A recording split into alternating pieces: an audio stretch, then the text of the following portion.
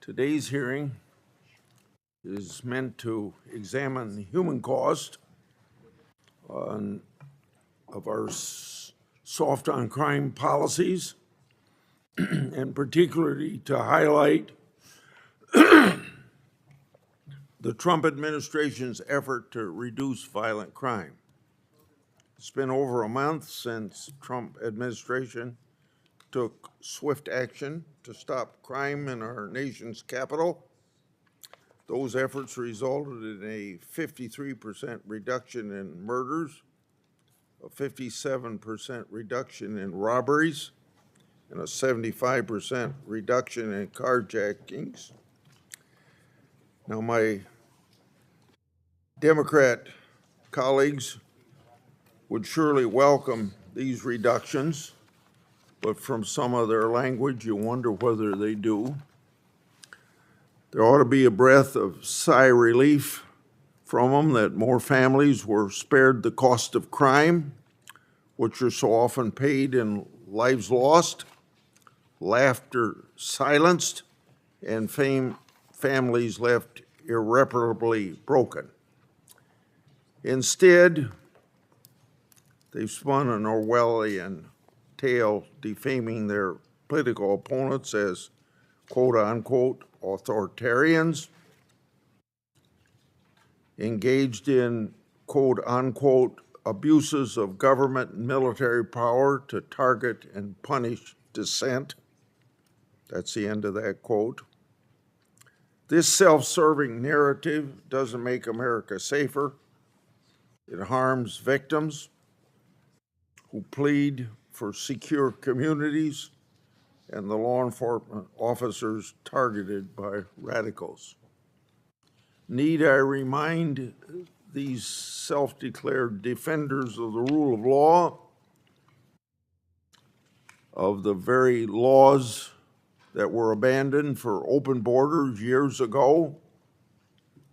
Those foolish policies paroled over 6,000 people either on the FBI's terrorist screening center watch list or with criminal records into the United States, and the same 4 years lost track of over 2 million known gotaways. The act of, quote, upholding the rule of law, end of quote, is not a political exercise for an election season. It's the duty of government all over to protect and extends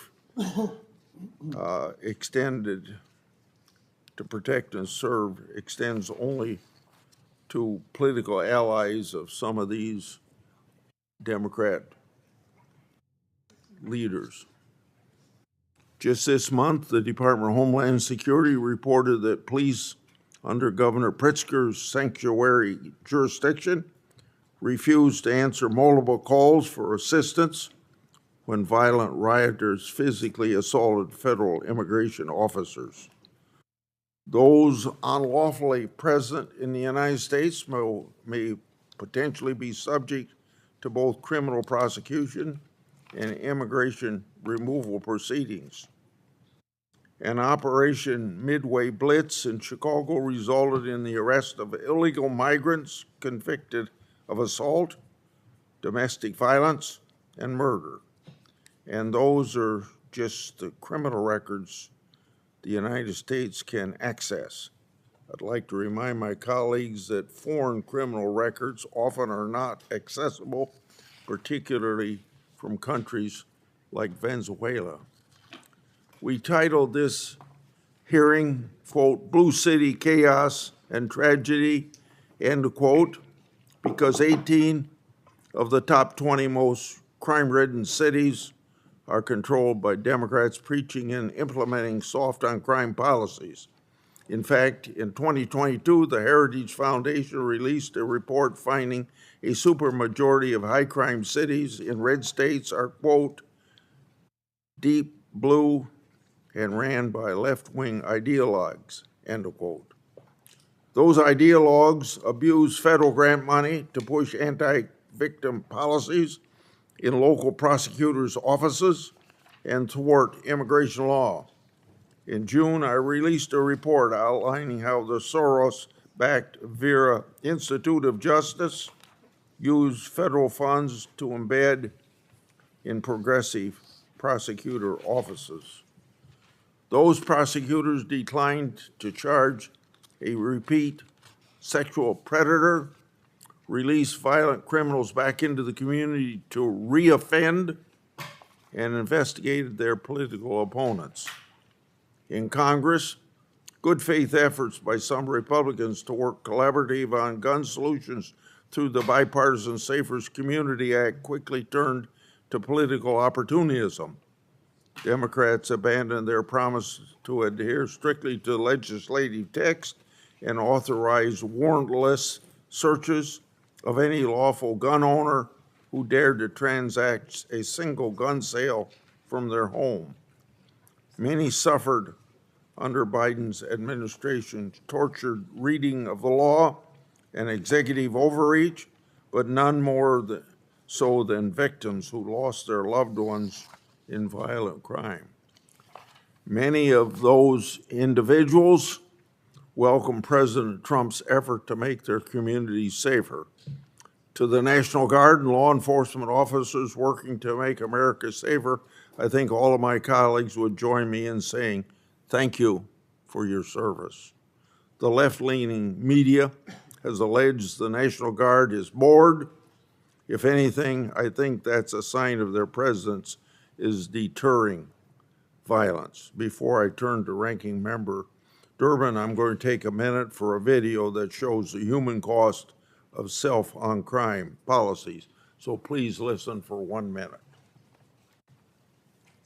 The juveniles have run the city, not just the city, but cities across the country, whether it's Memphis, Philadelphia, Chicago, whether it's Baltimore. And the fact of the matter is you can get up every morning in this city and you can say somebody's going to get murdered. A man who was believed to be in his 40s, who was just an innocent person driving on Ohio Street when one of the suspects from this burglary here outside of the Louis Vuitton store was driving southbound on Michigan Avenue, crashed into that man. He died as a result of that crash. It is unconscionable that you can look the other way and allow this to happen every single day. Crime is still a big problem in the Twin Cities. Each incident brings with it lasting fear and pain to those victimized. Make no mistake, this is not low-level crime. It's what happens when repeat offenders are allowed to cycle through arrest after arrest without meaningful accountability. It's what happens when there are no real consequences. But the bottom line is, how do we get crime under control? We have to do something in order to show we're trying every avenue to make Chicago a better place. It just can't be, no, you're not coming here because we don't like you politically.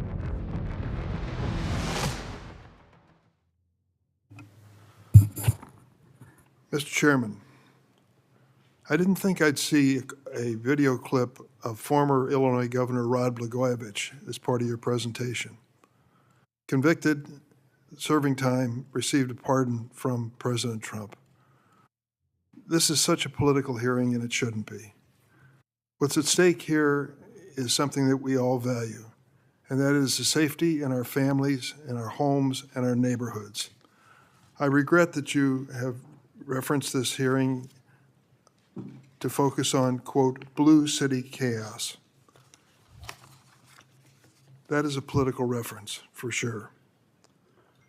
Mr. Chairman, violent crime is on the decline, but statistics don't mean much to victims, and I thank Ms. Cook for being here. As a father, I can only imagine your grief, and I thank you for your courage in testifying. Any crime is too much crime, and every American deserves to feel safe. So we should be working together on a bipartisan basis, which we have done over and over again in this committee, to continue reducing crime and making our communities safer for all Americans. Unfortunately, this hearing is not going to help us reach that goal. Look no further than its title, Blue City Chaos, which falsely suggests that communities with Democratic leaders are less safe than communities with Republican leaders. Let's look at the reality. For the last 2 decades, the murder rate in my home state of Illinois has been lower than the murder rate in Missouri, Louisiana, and Alabama, all states represented by Republicans on this committee. Or take a look at Shreveport, Louisiana, a city with a Republican mayor and a Republican governor, represented in Congress by the Speaker of the House and 2 Republican senators. FBI statistics show that Shreveport has a higher violent crime rate than Washington, D.C. In 2023, Illinois spent $516 per capita on policing, more than the state of Iowa, South Carolina, Texas, Utah, Missouri, North Carolina, Louisiana, Tennessee, and Alabama. Who is funding police? In Chicago, over the first 6 months of this year, homicide rates are down 32%, shootings have dropped 37%. We need to build on this success, not ignore it. During my time as chair of this committee, I held more than a dozen hearings on reducing violent crime. We focused on legislation, not lamentation. I reported numerous bills supporting law enforcement that were signed into law by President Biden, including Protecting America's First Responders Act and the Recruit and Retain Act. And we passed the historic Bipartisan Safer Communities Act to crack down on gun violence. Instead of political theater and partisan attacks, we should focus on providing proven efforts like the HEAL Initiative, a project I launched in 2018 with 10 of Chicago's largest hospitals to address the root causes of violence in 18 Chicago neighborhoods with the highest rates of violence, poverty, and health disparity. Unfortunately, President Trump has done everything he can to undermine efforts like this. He cut $169 million from community safety funding authorized by the Bipartisan Safer Communities Act. He cut $72 million in funding for state and local law enforcement. The 2026 Trump budget would slash the High-Intensity Drug Trafficking Areas Program, better known as HIDTA, by more than a third, from about $300 million to $196 million. These HIDTA cuts are strongly opposed by law enforcement, and the Trump White House itself conceded that HIDTA is, quote, an effective and efficient use of taxpayers' money and an important tool in the nation's effort to stop drug trafficking and save American lives. While President Trump claims to be tough on crime, he granted full and unconditional pardon to nearly 1,600 January 6 rioters, including more than 600 charged with assaulting law enforcement. Here's the reality. President Trump isn't interested in reducing crime. He's interested in political posturing. 100 troops into the city of Chicago. Did you hear the announcement this morning by the Secretary of Defense? One of the characteristics he insists on when it comes to building a strong military is that it be apolitical. His word, apolitical. The president has deployed thousands of troops to Los Angeles and Washington, D.C., and made disturbing threats to wage war against Chicago, Portland, and other American cities. Let's be clear, these are illegal, unconstitutional, and un-American power grabs by the president that actually endangers Americans. President Trump is looking for an excuse to send soldiers into American communities so he can play the role of strongman on television. In Illinois, his misguided mass deportation is targeting communities, but it's not making them safer. Remember the litany that we heard over and over again about immigrants to this country? Rapists, murderers, terrorists, the criminally insane.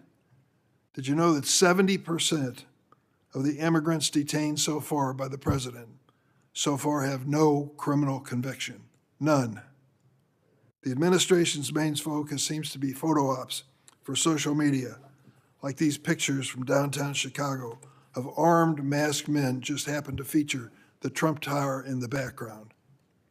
And just yesterday, we learned the Department of Homeland Security requested the deployment of 100 military personnel to Illinois over the objections of the governor.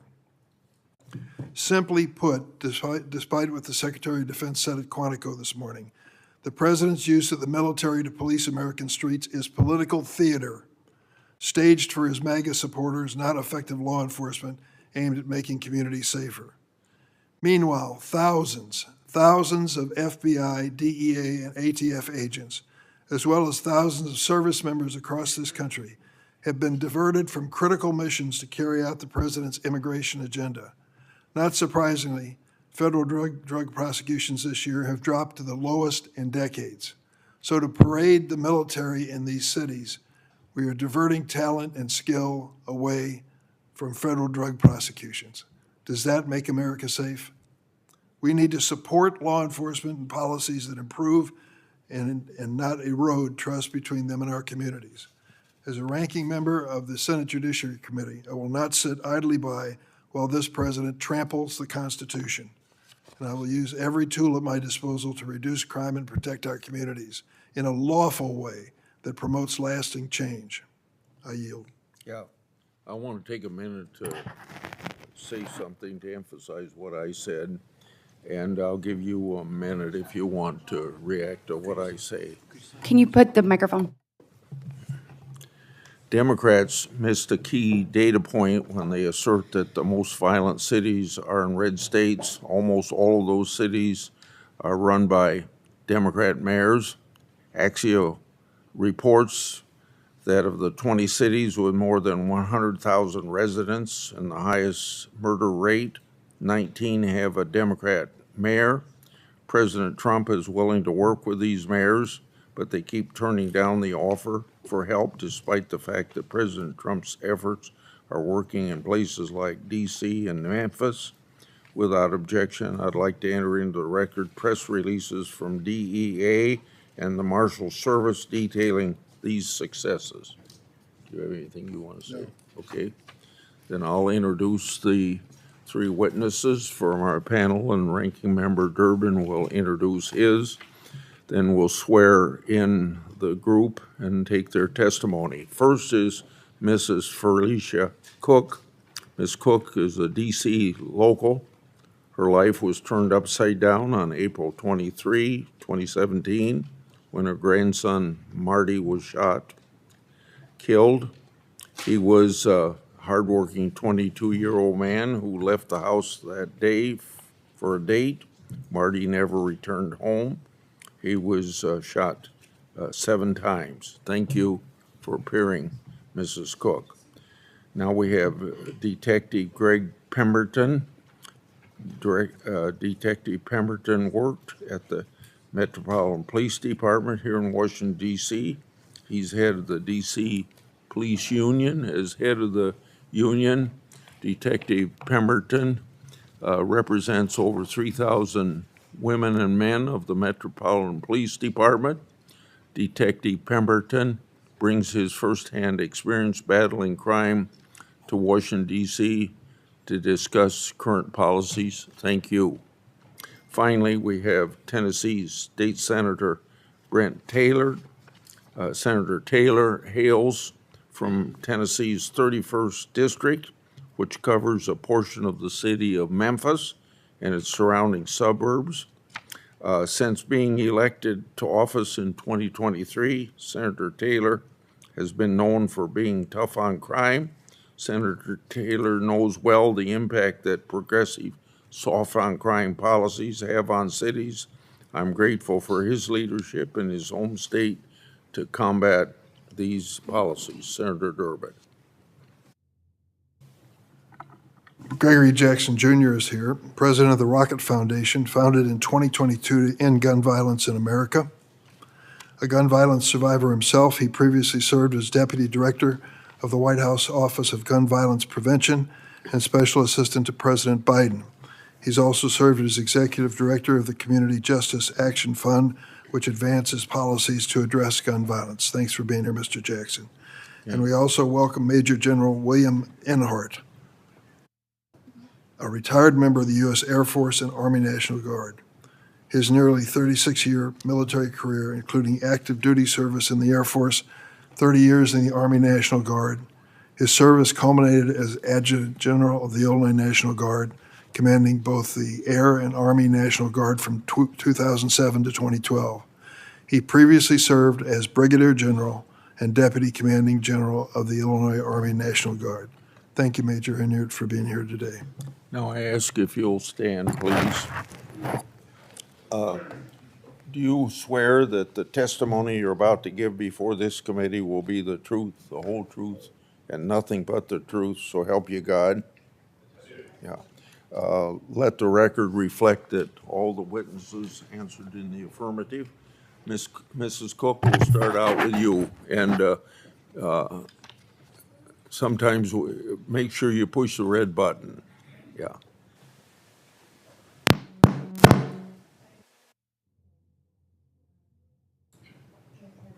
No.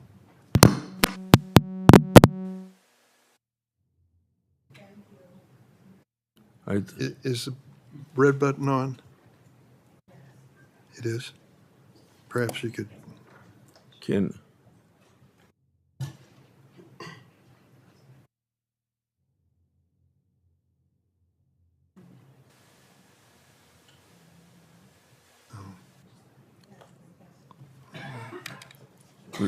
Could you, General, can you change with her?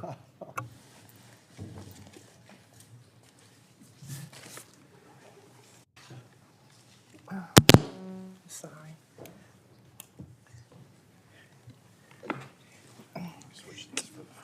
Okay. Can you hear me now? Yes. Yeah. Okay. Thank you, Chairman Grassley, and members of the Senate Judiciary Committee for having me today. My name is Felicia Cook. I'm a lifelong Washingtonian. My grandson, Marty William McMillan Jr., was tragically murdered in Washington, D.C. on April 23rd, 2017. Marty was my firstborn grandson. We were very close. My world turned upside down the day he died. It felt as though everything had gone dark, and even breathing became painful. We had no answers. It seemed like no one really cared. After weeks of not hearing from anyone, I was shocked to learn that no one had been assigned to Marty's case at the 5th District. My own family investigated, solved the case. On Marty's birthday, January 11th, 2018, my daughter received a devastating news that the coroner had Marty's remains. It was found on the side of the road on Suitland Parkway. It had been 9 long months since we had seen or heard anything. I was told that they couldn't charge my grandson's killer with first-degree murder. He shot my grandson in cold blood 7 times. And they didn't consider that as first-degree murder. They act like we would be lucky if we got manslaughter. The bottom line is that murder in D.C. is treated as a joke when it comes time to justice. My Marty killer received only maybe 16 years, which will likely be served concurrently with the time he was already serving for the charge of guns and drugs. In total, he may end up doing just 10 years in an actual jail.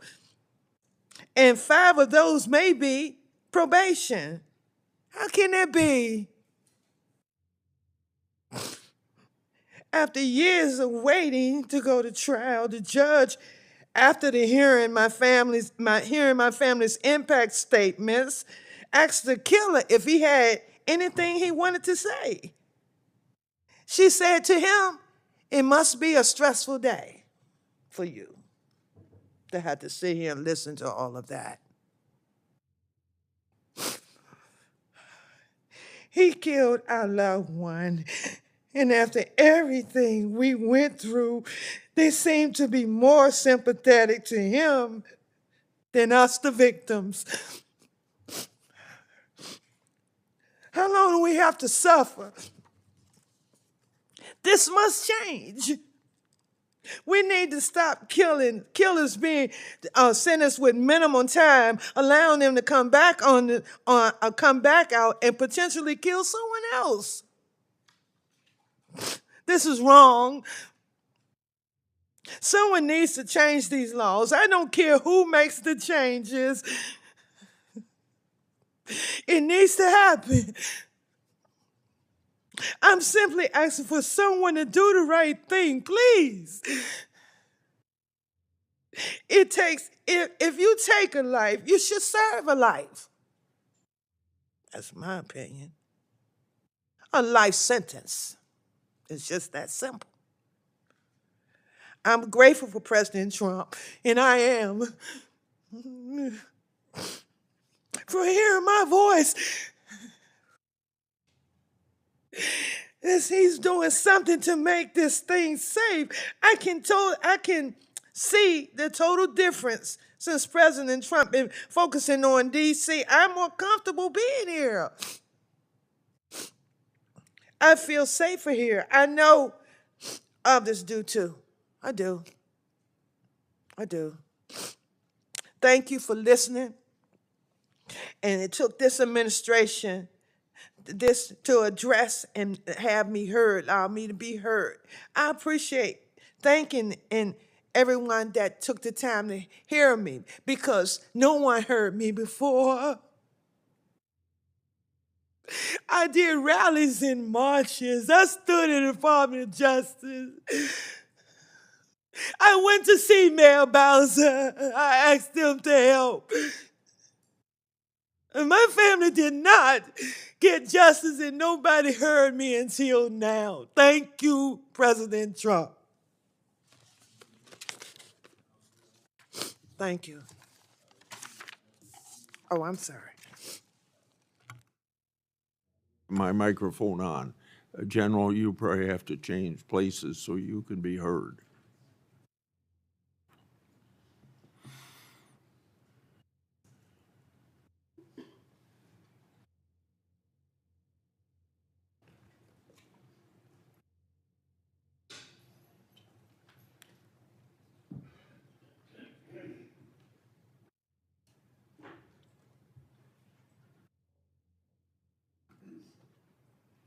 Please proceed.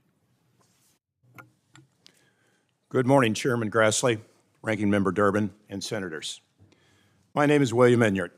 I'm a retired Major General. The last 5 years of my service, I was the Adjutant General, that's the Commanding General, for the 13,000 soldiers and airmen of the Illinois National Guard. I had guardsmen in combat in Iraq and Afghanistan 24 hours a day, 365 days a year. We had the largest combat deployment since World War II. I served nearly 36 years in the military. I come from a proud family of veterans. My father, brother, and I served a total of nearly 64 years. We each served as enlisted members. I was commissioned an officer in 1982. After military retirement, I was elected to Congress, where I served on the House Armed Services Committee. I recite these facts so that you understand that I have experience at the enlisted, officer, general officer, and policymaker level. This experience forms the basis of what I will tell you today. I'm here to talk with you about appropriate uses of the National Guard. The National Guard has a proud history of service to our nation, from pre-Revolutionary War days to the World Wars to today's conflicts. The National Guard is the best trained military reserve force in the world. There were times during the Iraq War that the Army National Guard provided more than half of our combat power in Iraq. We train in military skills, not police skills, to provide part-time soldiers for our nation's defense. Our other equally important role is as a trained and ready force for the governors. In our state role, we deploy to assist in disaster recovery. We deployed to New Orleans for Hurricane Katrina, to Illinois for Mississippi River floods, to St. Louis for tornadoes, the Nevada Air National Guard for forest fires, to name but a few. You've heard what we are. Here's what we're not. We're not trained as police officers. Our soldiers may receive a couple of hours a year in civil disturbance training.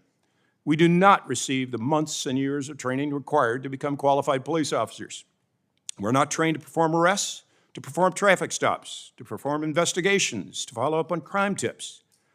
The calls to mobilize the Guard fail to understand this, nor do they understand the costs to mobilize the Guard. There's the cost to the taxpayer. The number I've heard for Los Angeles is $120 million for 4,000 Guardsmen for 60 days. That's a high price tag for a stopgap measure. How many police officers could have been hired, trained, and put on the streets for $120 million? There's the cost to the Department of Defense and to FEMA. Every dollar spent on a misguided use is a dollar that can't be spent on training or equipping these soldiers, that can't be spent on their real mission. A dollar that isn't there for disaster response when the next hurricane hits New Orleans or the next tornado levels St. Louis. And there's the hidden costs to the soldiers and their families. These are part-time soldiers. They have jobs at home. They have educations they are missing. They have families who rely on them, employers who rely on them. Let me speak to you from a Guardsman's heart. Sunday, my pastor at the Presbyterian Church in Belleville, Illinois, spoke about trust. He was speaking to the trust between God and man. Let me speak to you of a soldier's trust. A soldier trusts fellow soldiers. They trust their leadership.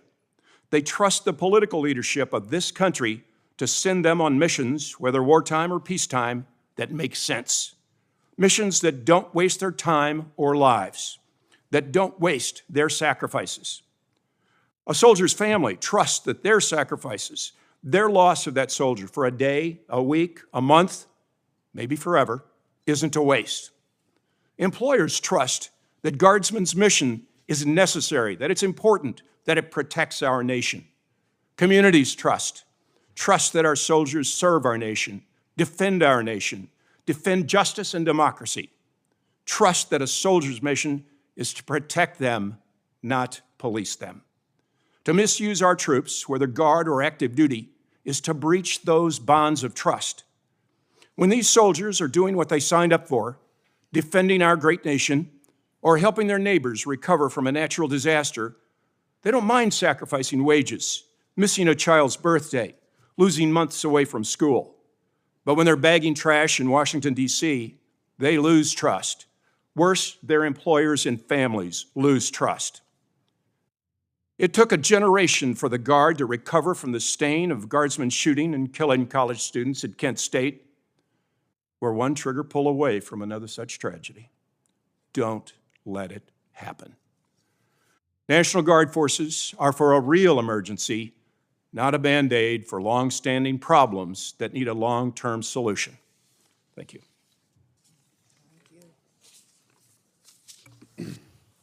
Good morning, Chairman, Ranking Member, and members of the committee. My name is Gregory Pemberton. I am Chairman of the D.C. Police Union, representing roughly 3,000 officers, detectives, and sergeants in the Metropolitan Police Department. I have served the city for more than 20 years. Let me be direct. Major cities across the United States are in crisis. Crime is out of control, and police departments are dangerously understaffed. This did not happen by accident. It is the result of radical laws and rhetoric that began in Washington, D.C., the City Council stripped away officer rights, restricted proven tools, and openly celebrated defunding. The results speak for themselves. In 2020, the MPD had 3,798 sworn members. Today, we are under 3,200, the lowest in half a century, leaving us with more than 800 vacancies for the position of sworn officer. Since 2020, more than 1,600 officers have left, nearly 40% of those through resignations. These aren't retirements, these are cops walking away. The impact on public safety has been devastating. Between 2020 and 2023, homicides surged, carjackings doubled, robberies spiked, and entire neighborhoods became unsafe. Those officers who remain are working unsustainable hours, more than 1.8 million hours of overtime in 2024 alone, costing taxpayers over $130 million and burning out the force that remains. And this is not unique to Washington, D.C. Across the country, city councils and legislatures followed the same path, passing laws that hamstring police, erode morale, and expose officers to personal liability even when they do their jobs properly. The message to police was clear: you will not be supported, and the result has been predictable. Cities from New York to Chicago to Seattle are seeing record attrition, recruitment collapse, and crime that has left entire neighborhoods living in fear. This is a national problem with national consequences. This summer, the crisis reached such extremes that the President of the United States stepped in, federalizing the MPD. Alongside this action, hundreds of federal law enforcement agents were surged into the city, and the National Guard was deployed to reinforce local efforts. Their presence was immediately effective in deterring crime and stabilizing neighborhoods that had been plagued by violence.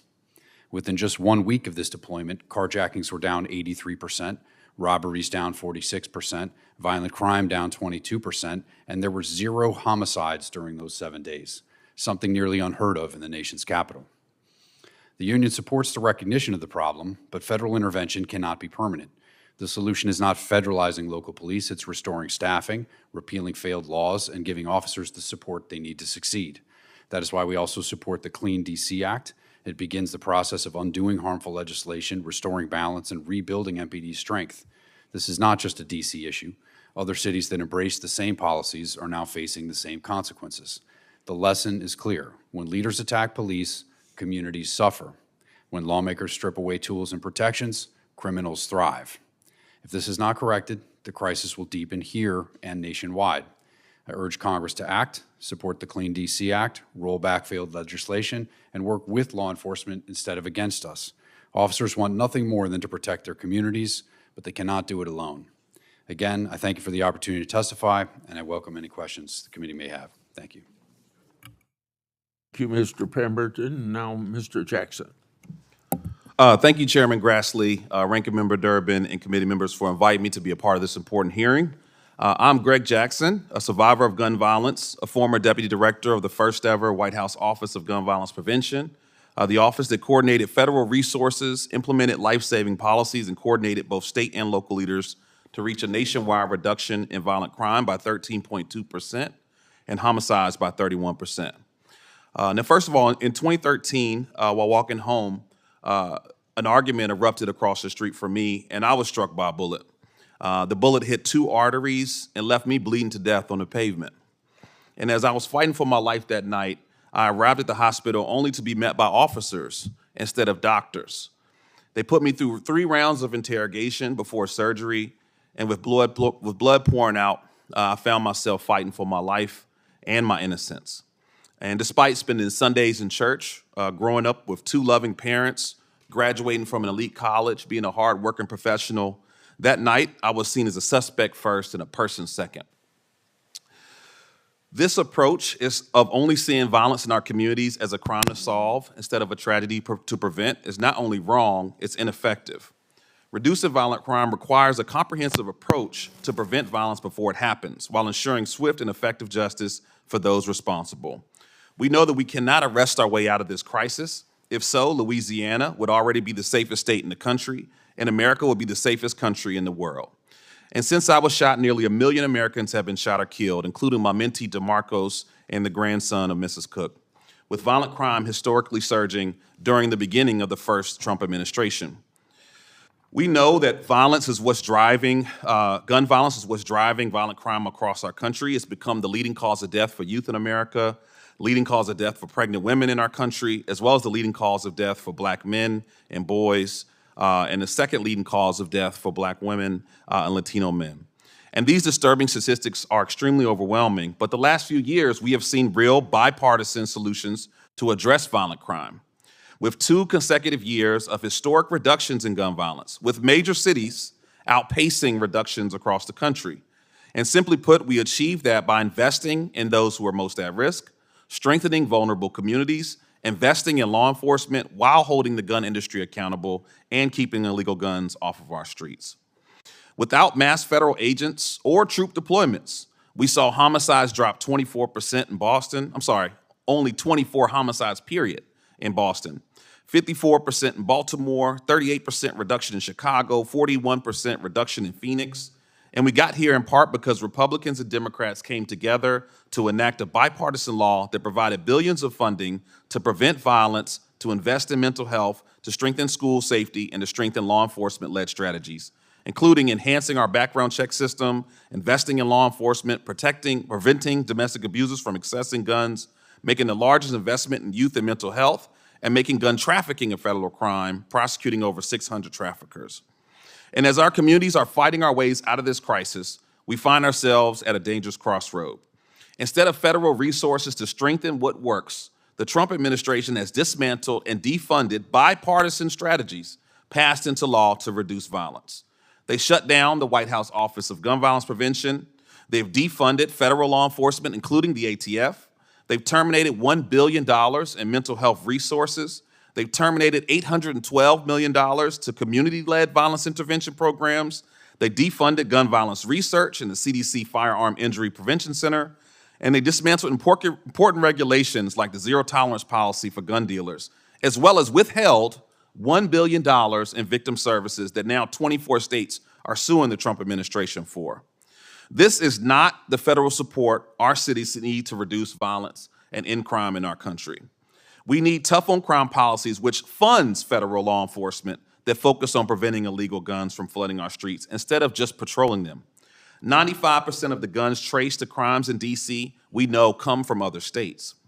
To be tough on crime is to fund ATF to catch gun traffickers, to shut down rogue gun dealers, and disrupt dangerous black markets selling illegal weapons and conversion devices to our communities.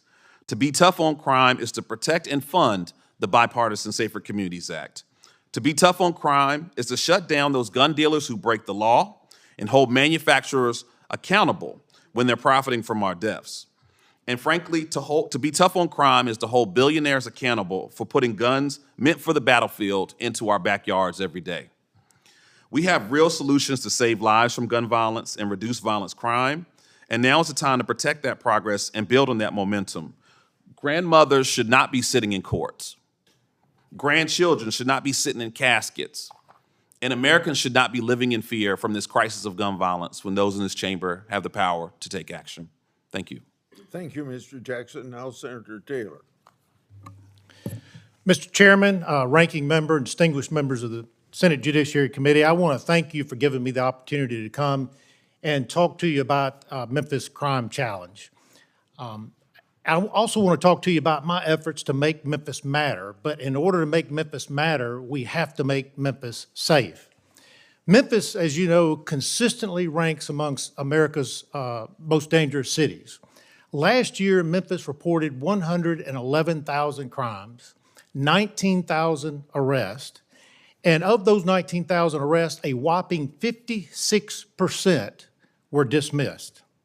Violent crime has been rampant in Memphis. In 2022, Ezekiel Kelly went all over the city on a shooting spree that killed 3 people and wounded many others.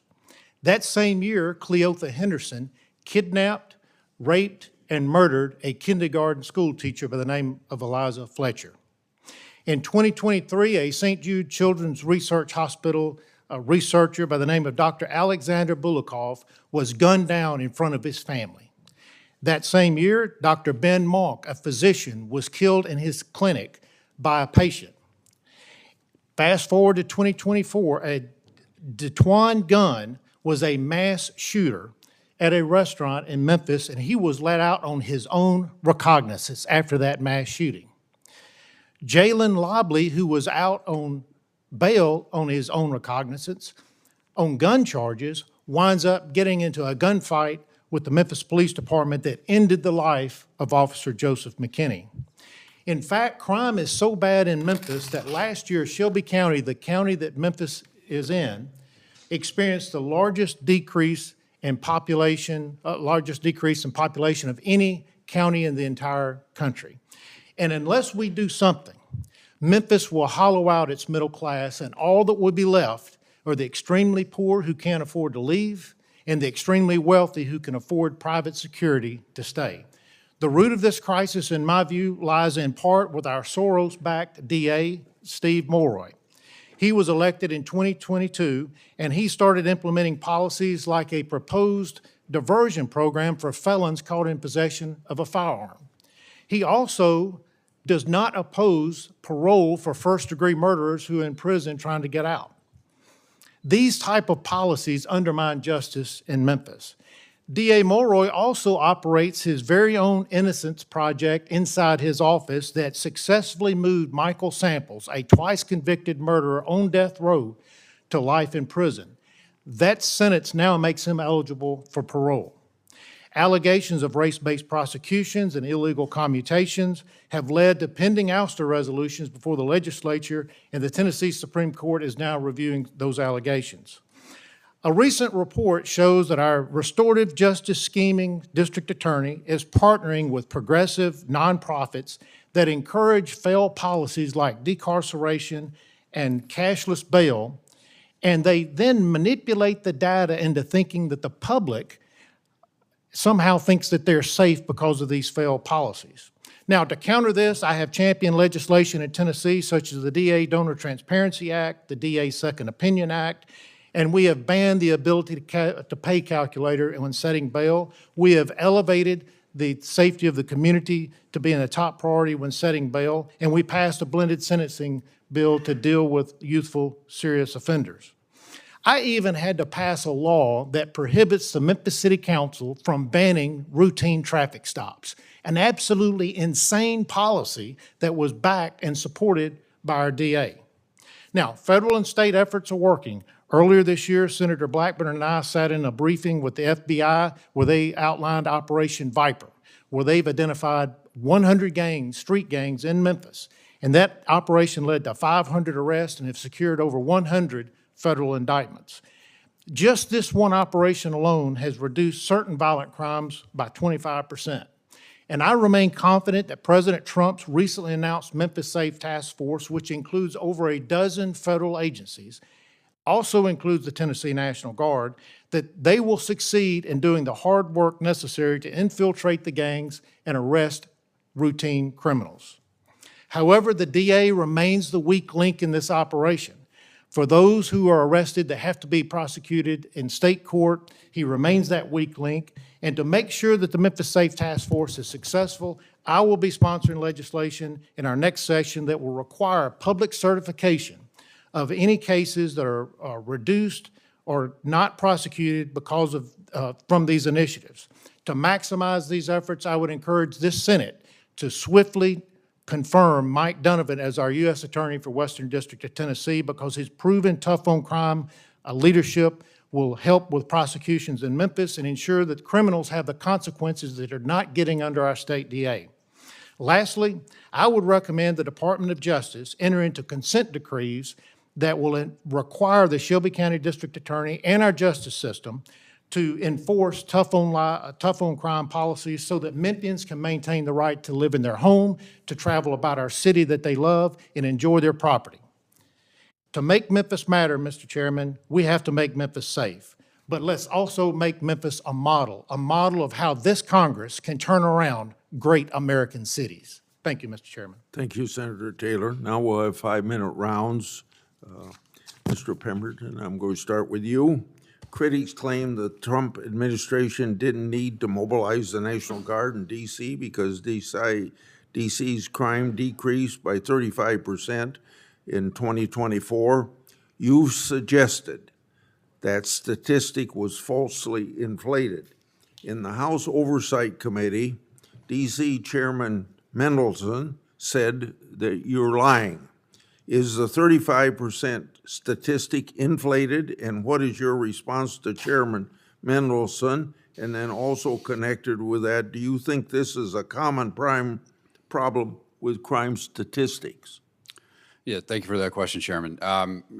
What's interesting is when Chairman Mendelson referred to me as a liar in that congressional testimony, there was public information about, one, the Internal Affairs Division at the Metropolitan Police Department had publicly announced that they were investigating command staff officials for manipulating crime data. The accusation was that they were going into police databases, changing felonies to misdemeanors to keep crime numbers down. Second of all, at that time, the House Oversight Committee had also announced that they had launched an investigation into the manipulation of crime data as well. And in their public notice of that, it stated that they had a whistleblower within the department that confirmed this pattern of practice. And thirdly, the Department of Justice, through the U.S. Attorney's Office in D.C., had also announced that they were investigating whether or not there were violations of the criminal code in the manipulation of crime data. So to suggest that my allegations that crime data is manipulated was somehow a lie, I believe that's belied by the facts that were already in evidence. So unfortunately, I think the irony is lost on Mr. Mendelson. But your question is, do I believe that crime data was inflated? Yes, I think that the police department, through its initial reporting, our members report to us quite often, albeit anecdotal, but I will tell you that it's ubiquitous, that when officers respond to the scene of a crime and they're investigating what they believe is a felony, that inevitably some management official will contact them either by arriving on the scene or by phone and direct them or sometimes even order them to take a report for lesser offenses, typically misdemeanors, to keep those crime stats down. In addition to that, there's obviously, as I mentioned, a number of investigations into the command staff for their manipulation of data. So yes, I think that the reporting that crime went down 35% in 2024 and then another 25% in the first 6 months of 2025, I don't think that those numbers are accurate at all, Mr. Chairman. Thank you. Mrs. Cook, you read an impact statement at the sentencing of your grandson. Please explain what the judge said after you read your statement, and do you feel that justice was served? Thank you. Thank you for the question. We read our impact statements. So let me tell you, Marty was so loving my family. We had at least 30 impact statements. And after we read them, she said to us, "Thank you for your impact statements." She looks over at the, I say killer. She looks over at him and she says, "Is there anything you'd like to say?" His attorney stood up and said some things, but she says to him, when she asks him, "Is anything he'd like to say?" "I know you had a stressful day after listening to all of that. Is there anything you'd like to say?" No, we did not receive justice. He was given consecutively or concurrently with the time that he was charged with guns and drugs, 10 years. Okay, so concurrently, so he had already did 4. So now how many years does that mean? That he get 5 years probation or on parole? So how many years does he actually do in jail? This is a heinous murder that he committed. He shot my grandson 7 times. He left the room and my grandson moaned. He went back in there and shot him more. Thank you, Mrs. Cook. Thank you. Senator Taylor, many on the left have pushed for further gun regulation to combat violent crime. We're seeing on these soft on crime cities. What are your thoughts about gun ownership? In your opinion, are more regulations needed to keep our communities safe? Thank you, Mr. Chairman. What I would say is that we need to remember the purpose of the Second Amendment was not about what kind of guns we can have, it was about what kind of government we can have. And what citizens in Memphis are fearful of are the guns that are on the streets by people that shouldn't have them. If you take, for example, Mr. Chairman, this picture here, this is a group of young men in a convenience store posing with long guns and handguns so that they can have a picture for social media. It's these type of pictures that I want to try to stress, because they don't have these guns because we don't have enough regulations. They have these guns because they don't follow the law. And we can pass all the gun laws you want, but criminals are criminals by nature. And we've had that problem since Cain slew Abel with a rock. And we don't need to continue to put restrictions on law-abiding citizens who just simply want to protect themselves in their homes. Thank you, Mr. Chairman. Thank you, Senator Taylor. Now, Senator Durbin. Thank you, Mr. Chairman. Mr. Pemberton, the 3,000 officers in your union, is that correct? Yes, Senator, that's correct. Were you involved at all in January 6th, the insurrection that took place in the Capitol? I was not there that day. I was at work that day monitoring the situation, but no, I was not present. Did you get a chance to either talk to any of your officers who were here or to see any videos where your officers were assaulted? Of course, yeah, dozens of our officers were injured, and we've spoken with all of them, yes. Do you characterize their experience as a peaceful protest? No, there was definitely a riot that day, yes, sir, and officers were injured. So what was your reaction when President Donald Trump gave a full and unconditional pardon to 1,500 individuals who had been prosecuted for violence against police officers? Well, it's frustrating to see that, but what I point to is since that day, since January 7th, 2021 through today, we've had 1,537 officers injured where someone has assaulted a police officer, and 95% of those cases have been no-papered by the U.S. Attorney's Office. So, yes, it's frustrating to have officers who are assaulted, but the vast majority of those people that assaulted officers that day were arrested and charged, and many of them convicted. I'm asking about the full and unconditional pardon by the president. Your reaction to that? My reaction is that it's more frustrating to have suspects who assault police officers who are arrested by cops and have that case no-papered by a U.S. Attorney's Office than it is to have people who are convicted of crimes and spend years in jail and later be pardoned.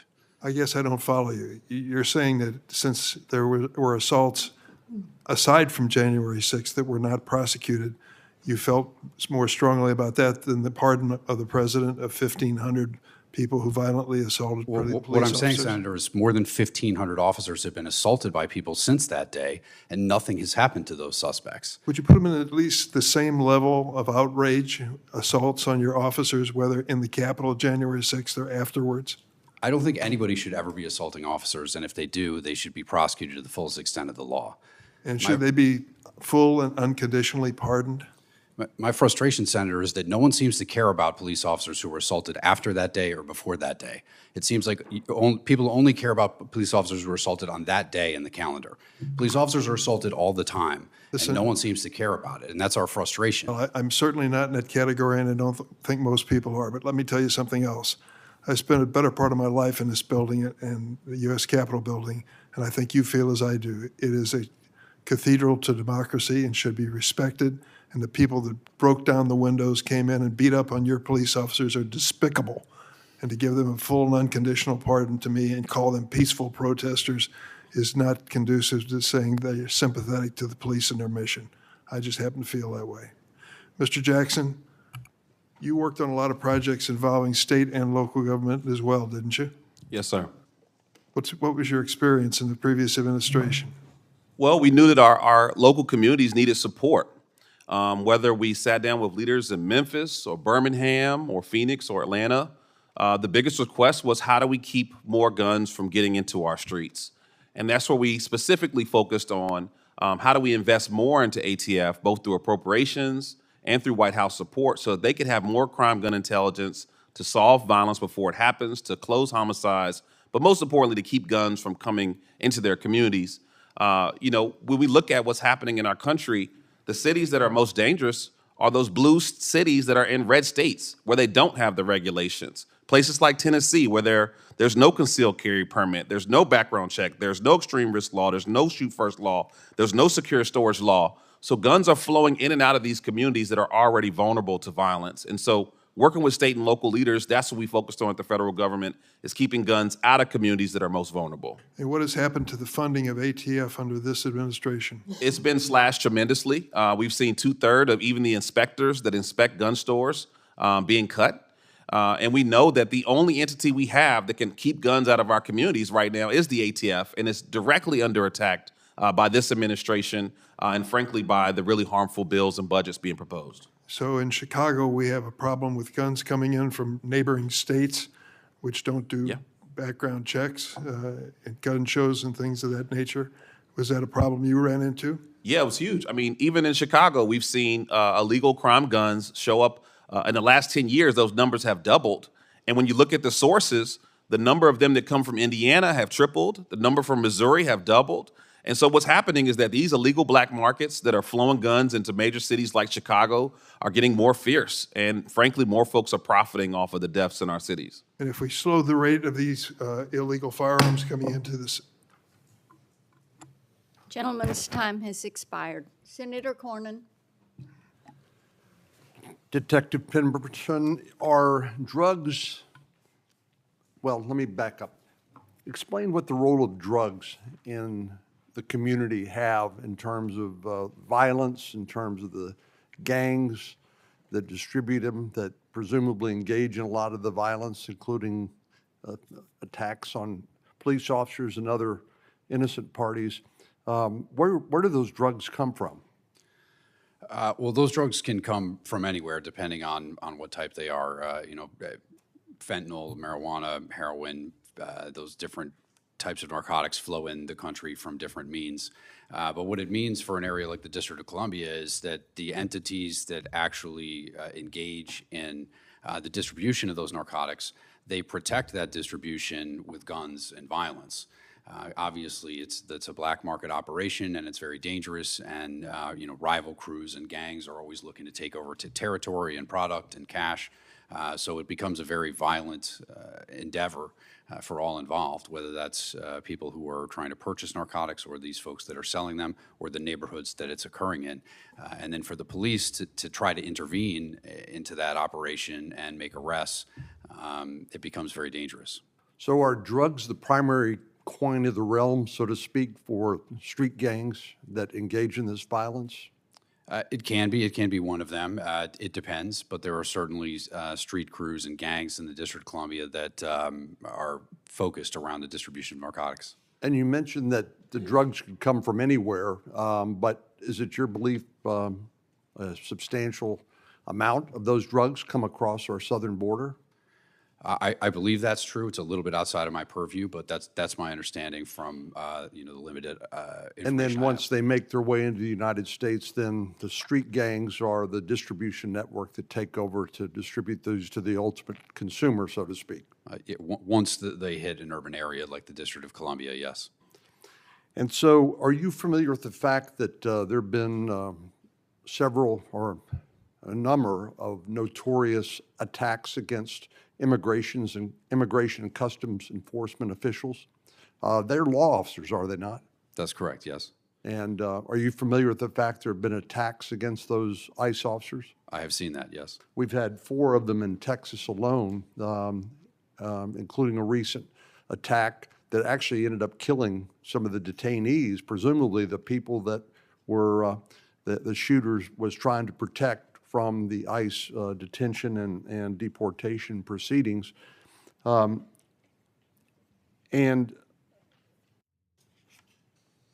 do you believe that the defunding and the disrespect and the failure to support and honor our men and women in blue who are merely enforcing laws that are passed by Congress and other legislative bodies, do you think that's been a major cause for some attacks against law enforcement officers? Absolutely. The rhetoric that began in 2020 about defunding the police and eliminating the police, reducing the size and scope, responsibility of police departments, replacing them with behavioral health specialists, violence interrupters, social workers, all of that nonsense was not only rhetoric, but it was also codified in law and policy. And a lot of agencies, particularly in major urban areas, are still dealing with that. Here in the District of Columbia, we have an authorized sworn strength of 4,000 sworn members. We currently have 3,180. We have more than 800 vacancies for the position of police officer. All of that can be traced back to that policy and that rhetoric. So yes, it has made this situation very unsafe and unstable. Senator Taylor, I believe there was a comment that there were only 24 deaths in Boston during some given period of time. I'm struck by the way that people speak about the reduction in crime. We're grateful for that always, but the idea that there were only a certain number of deaths or assaults or robberies or carjackings or the like, it seems to me misses the point. Isn't the point to have as close to zero as we can possibly have? In other words, is there ever a tolerable level of violence that's acceptable in your community in Tennessee or anywhere else, in your opinion? No, and I remind my Soros-backed DA all the time that drowning in 10 feet of water feels just like drowning in 7 feet of water. We've got to get crime down as low as we possibly can and get it manageable. And that's where this Memphis Safe Task Force will have a huge benefit, because we'll be able to bring crime down to match the decreased numbers of police officers that we have, so that when they leave, we can maintain that crime level as low as possible, but it's got to be manageable. Thank you. Time's expired. Senator Blumenthal, you're recognized. Thank you, Madam Chair. Thank you all for being here today. Mr. Jackson, there are a lot of areas where we have differences and where there is controversy. But there are programs that we know actually work and where investments produce results. And that's why I am so disappointed, in fact angry, that there have been cuts in programs, $500 million in grants cut to nonprofits that provide essential federal support for a whole slew of programs that actually fight crime in our streets and neighborhoods. I've seen them in Connecticut. They stop gun violence, the drive-by shootings, the kids who now substitute guns for fists.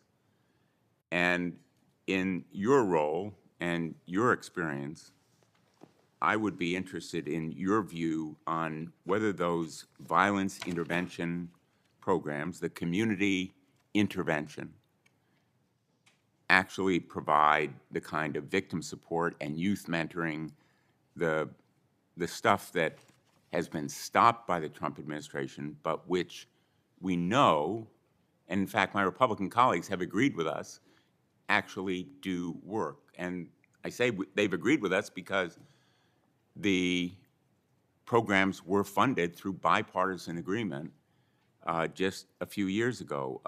The administration got $2 million from the Alliance of Concerned Men, an organization founded by formerly incarcerated men that seeks to break cycles of violence by reaching out and mentoring. They cut $2 million in funding for the Circle of Brotherhood, an organization of community violence intervention. I'm not saying every one of these is the gold standard, but there are programs that work. And if you throw all of them out, you forego, in my view, a real opportunity to fight crime. And that's not even counting the Byrne Grant funding cuts that go to police. If the administration is serious about crime, it ought to be increasing those grants to local police, not cutting them. What are your views? Well, you know, there have been countless research done on violence intervention and victim service organizations, and we've seen that they've had tremendous success to reduce violence by upwards of 50%. And frankly, these organizations across the country are also applauded by the community. Mr. Pemberton called them nonsense. But we had at the White House, we brought the top 10 chiefs of the top 10 major cities in the country and the top sheriffs across the country, and every one of them applauded community members and nonprofits that are supporting families that suffer loss, like Mrs. Cook, that are working with those who are most at risk to prevent violence before it happens. And frankly, they're seeing results. In all of our communities where violence intervention ecosystems are strongest, we are seeing the strongest reductions. And I'll tell you, there's not one police chief or sheriff in this country that I know will stand up and say that we don't want the community support and partnership to keep our community safer. I think anybody, and all of us, or quite a few of us, have been involved in law enforcement. You know you can't do it effectively without resources. And Senator Durbin was asking you about the cuts in funding for AT and F.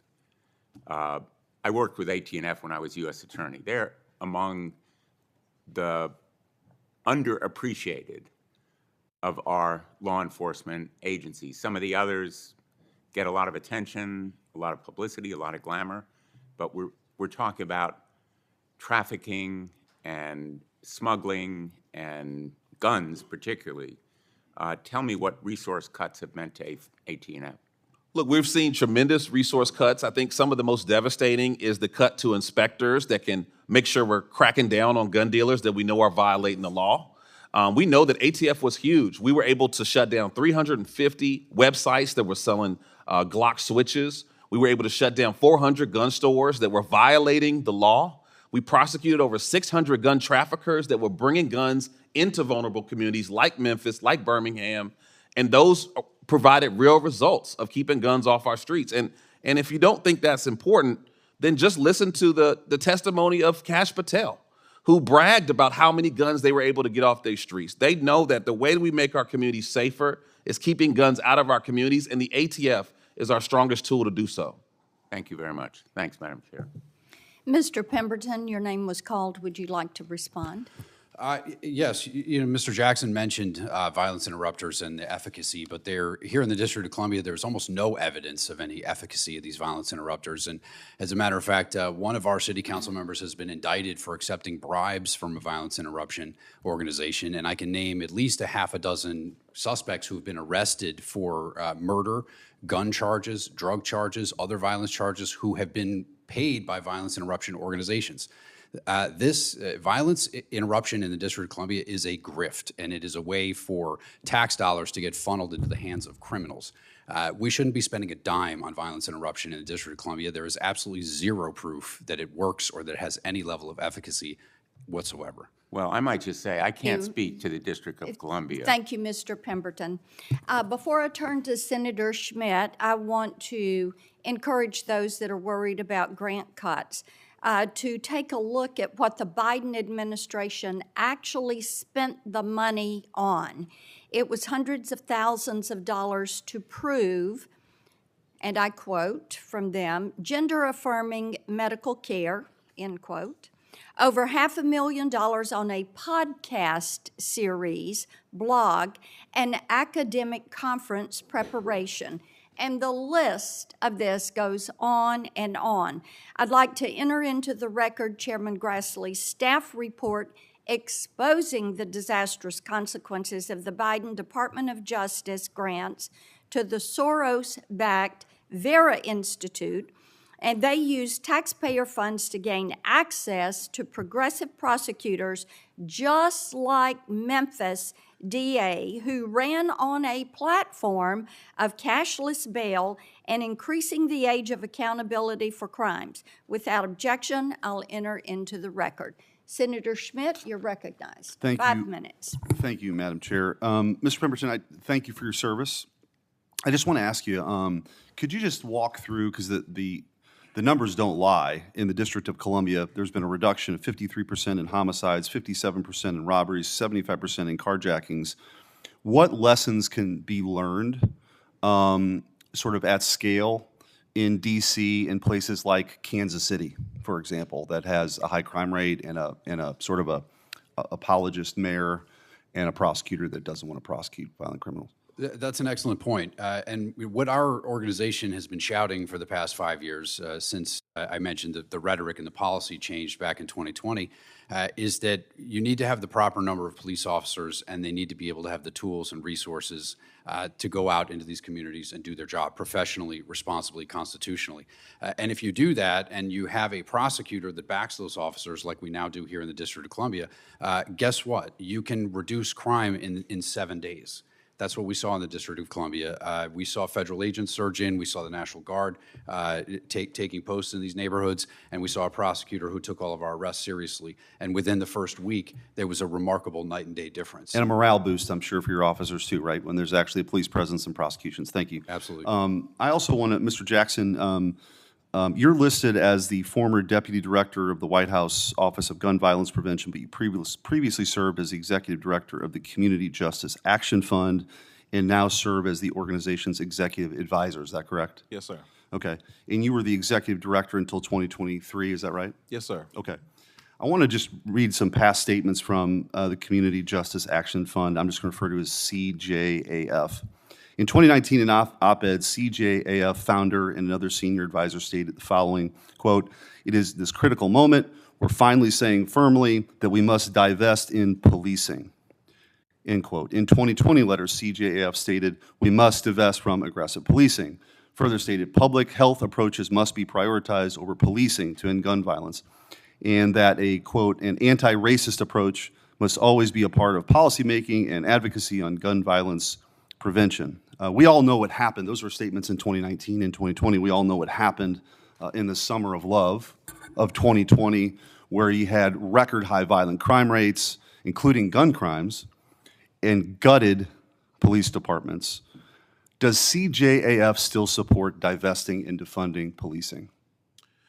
Community justice supports a public health approach to gun violence and recognizes that law enforcement is an important part of that ecosystem. And I will note, as Deputy Director, we invested $42 billion into public safety, made some of the largest investments in law enforcement in American history. And this administration and this Republican leadership is actually proposing and making the largest defunding of law enforcement in American history to date. But you don't deny that the organization said that we must divest in policing. I can't speak to an op-ed before I was there. Okay. So. Okay. In 2019, CJAF also said that every legislator that openly calls for mass deportations is enabling a mass radicalization of white individuals that are now emboldened to commit murder. Does CJAF stand by that statement? I can't speak to that statement. Do you believe that? Can you reframe this? Sure.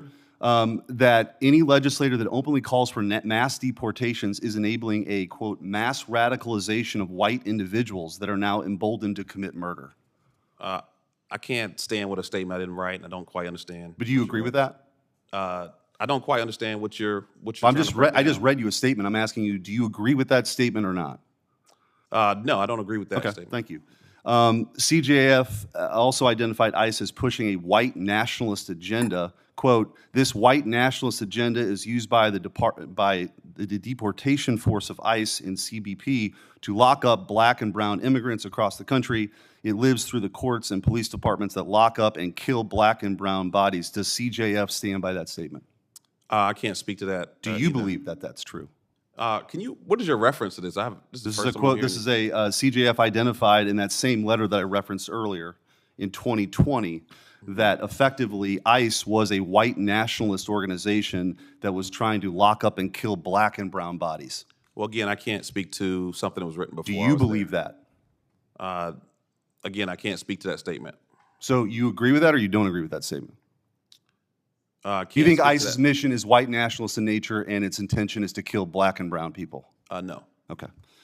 It condemned calling for deportations. I'm out of time. I just would point out that this organization that you're advisor of is part of the TIDES network, which is directly affiliated with George Soros and has gotten funding from USAID. So if you want to understand why people are so committed to making sure USAID doesn't fund these radical organizations, some of these statements are exhibits A, B, C, D through Z. Thank you, Madam Chair. Senator Booker, you're recognized. So I've been in the Senate now over 12 years. I've just never seen a hearing like this on a committee that has a track record for working together. Blue City chaos and tragedy, how the Trump administration is addressing human costs of soft crime policies. Dear God, we continue in this nation to deepen partisan divide and to undermine the truth that we share common cause, common purpose, and even common sense. In a bipartisan way, we have worked year after year to invest in the resources that keep our communities safe. And now I'm sitting in a hearing that somehow wants to pit red against blue as if they're not Republicans and Democrats that live in every county and every state.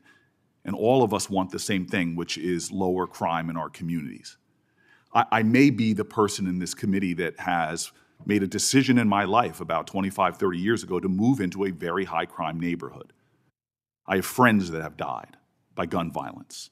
Mentees of mine have died by gun violence.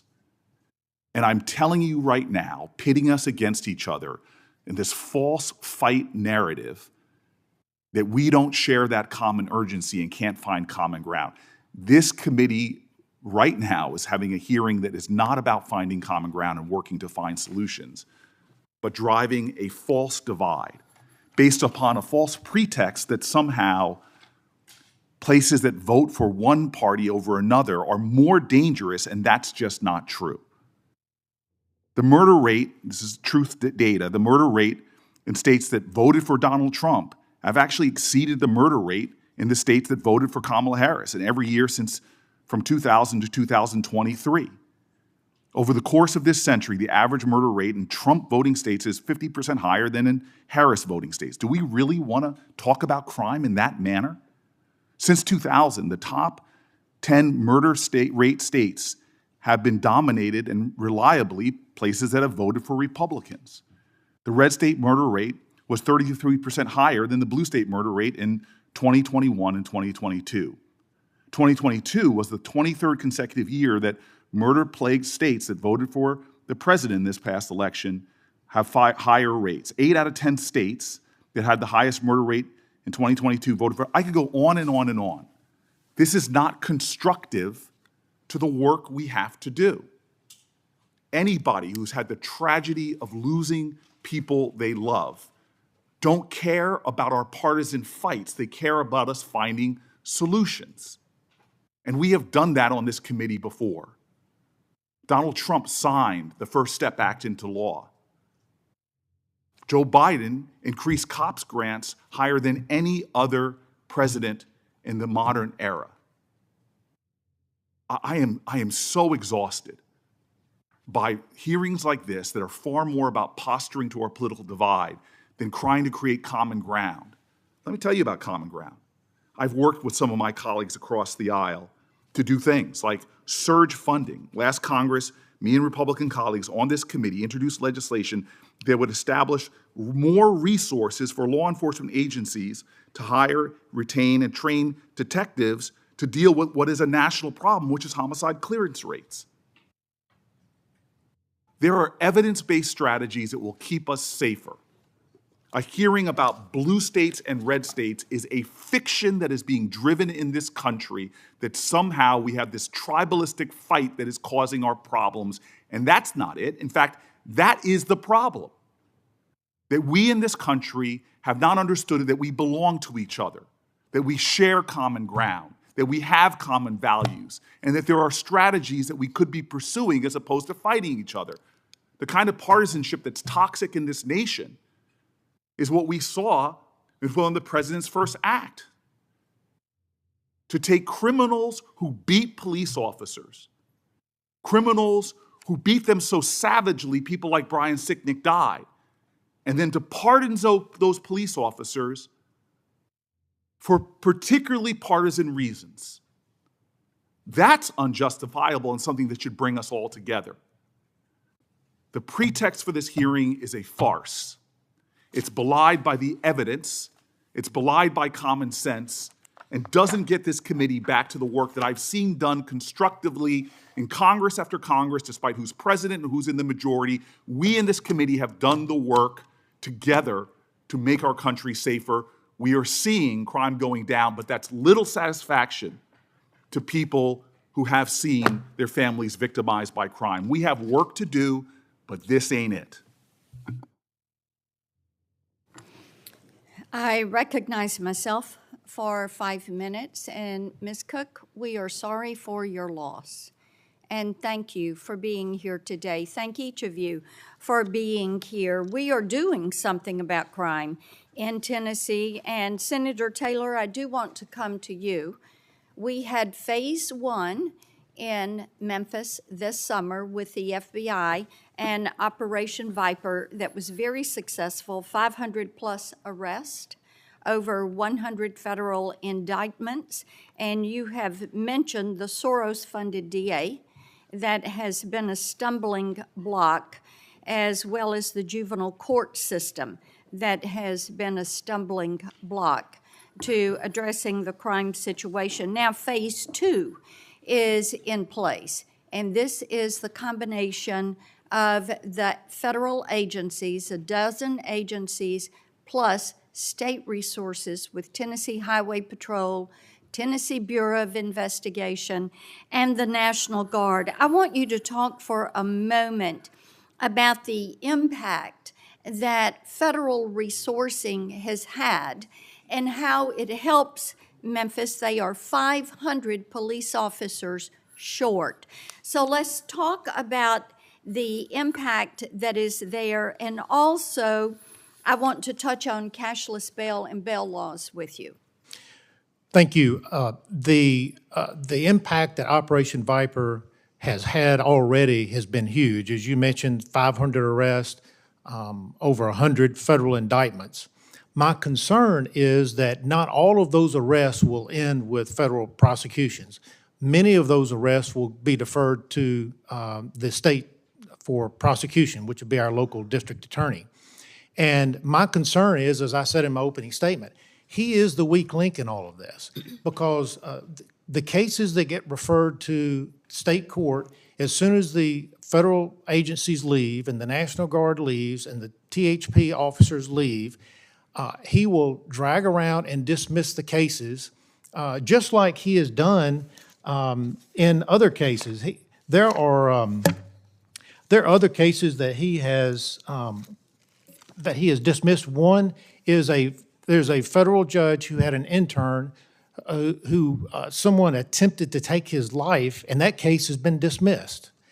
And there was an interstate shooting of a constituent of mine who called me, and the case drug on, and it was ultimately dismissed. So his MO is to drag this out so that everybody leaves, the spotlight's off, and then he goes about dismissing and degrading or downgrading the cases. And that will be the weak link in all of this effort with the Make Memphis task force. And the DA that you're referring to, Mulroy, actually took office in 2022, and during his campaign, he stated, and I'm going to quote him, his quote was, he would avoid cash bail, end quote. And he also stated that he wanted to, and I quote again, transform the criminal justice system, end quote, in Memphis. And certainly he has done that. And we have put a lot of energy into federal support and state support to make certain that Memphis is going to be safe.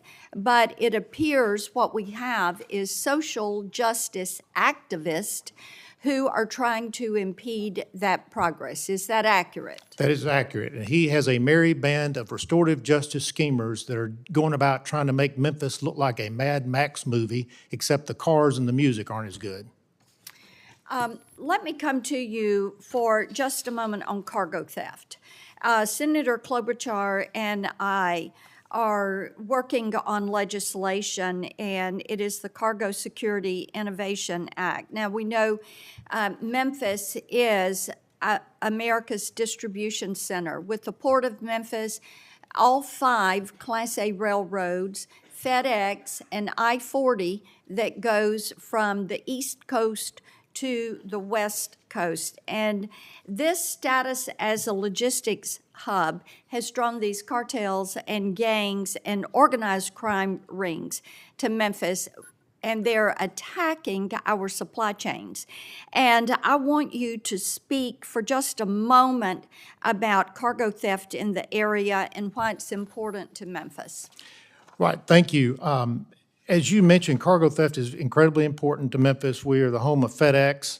All those railroads that you mentioned come through here. We have the Mississippi River.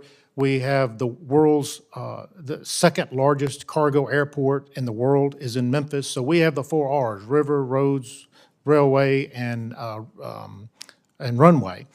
And you reported or the Memphis police reported that cargo thefts are down in Memphis, and you pushed back on that. And when I checked into that, not all incidents of cargo theft are reported to the same agency. Right. So many times they may be reported to the railroad police or to other state and federal agencies. So the Memphis Police Department may not know that there has been cargo theft. Right.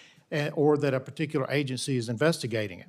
But what's happening now is the railroad companies are having to take actions themselves. One railroad company, they moved their intermodal yard to a nearby county so they don't have to stop in Memphis. The railroads are now coordinating their time through the switches so that they don't have to stop in Memphis.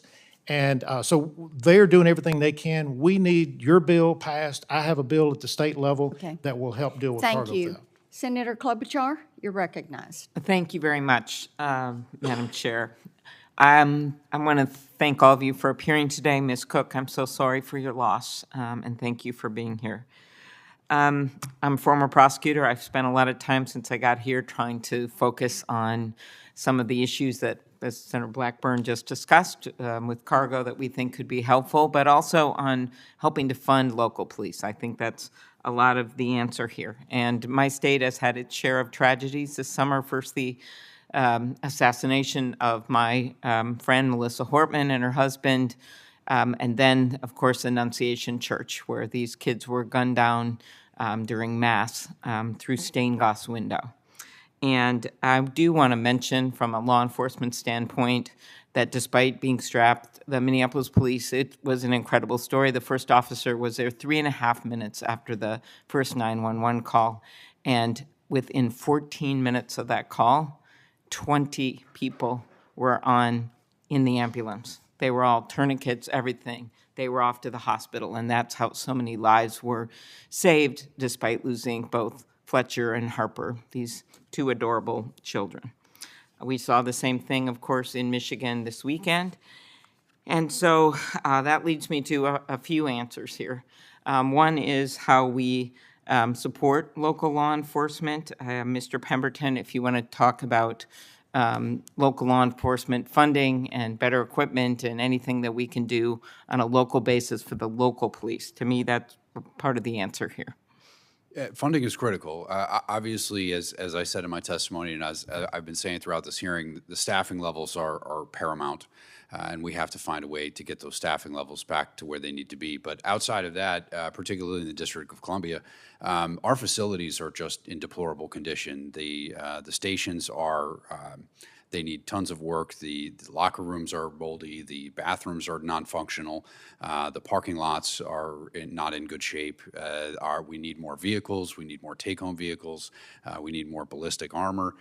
There are all kinds of things we can do to make sure that our members are properly staffed, that they have clean and healthy facilities, and that they have the proper training to go out and do their job. And do you think that would help with retirement, there's too much retirement, recruitment and retaining when it comes to officers, and what else do you think would be helpful? Of course, we face this with the Capitol Police. Then Senator Blunt and I worked really hard, and now Senator Padilla's the ranking member on the Rules Committee.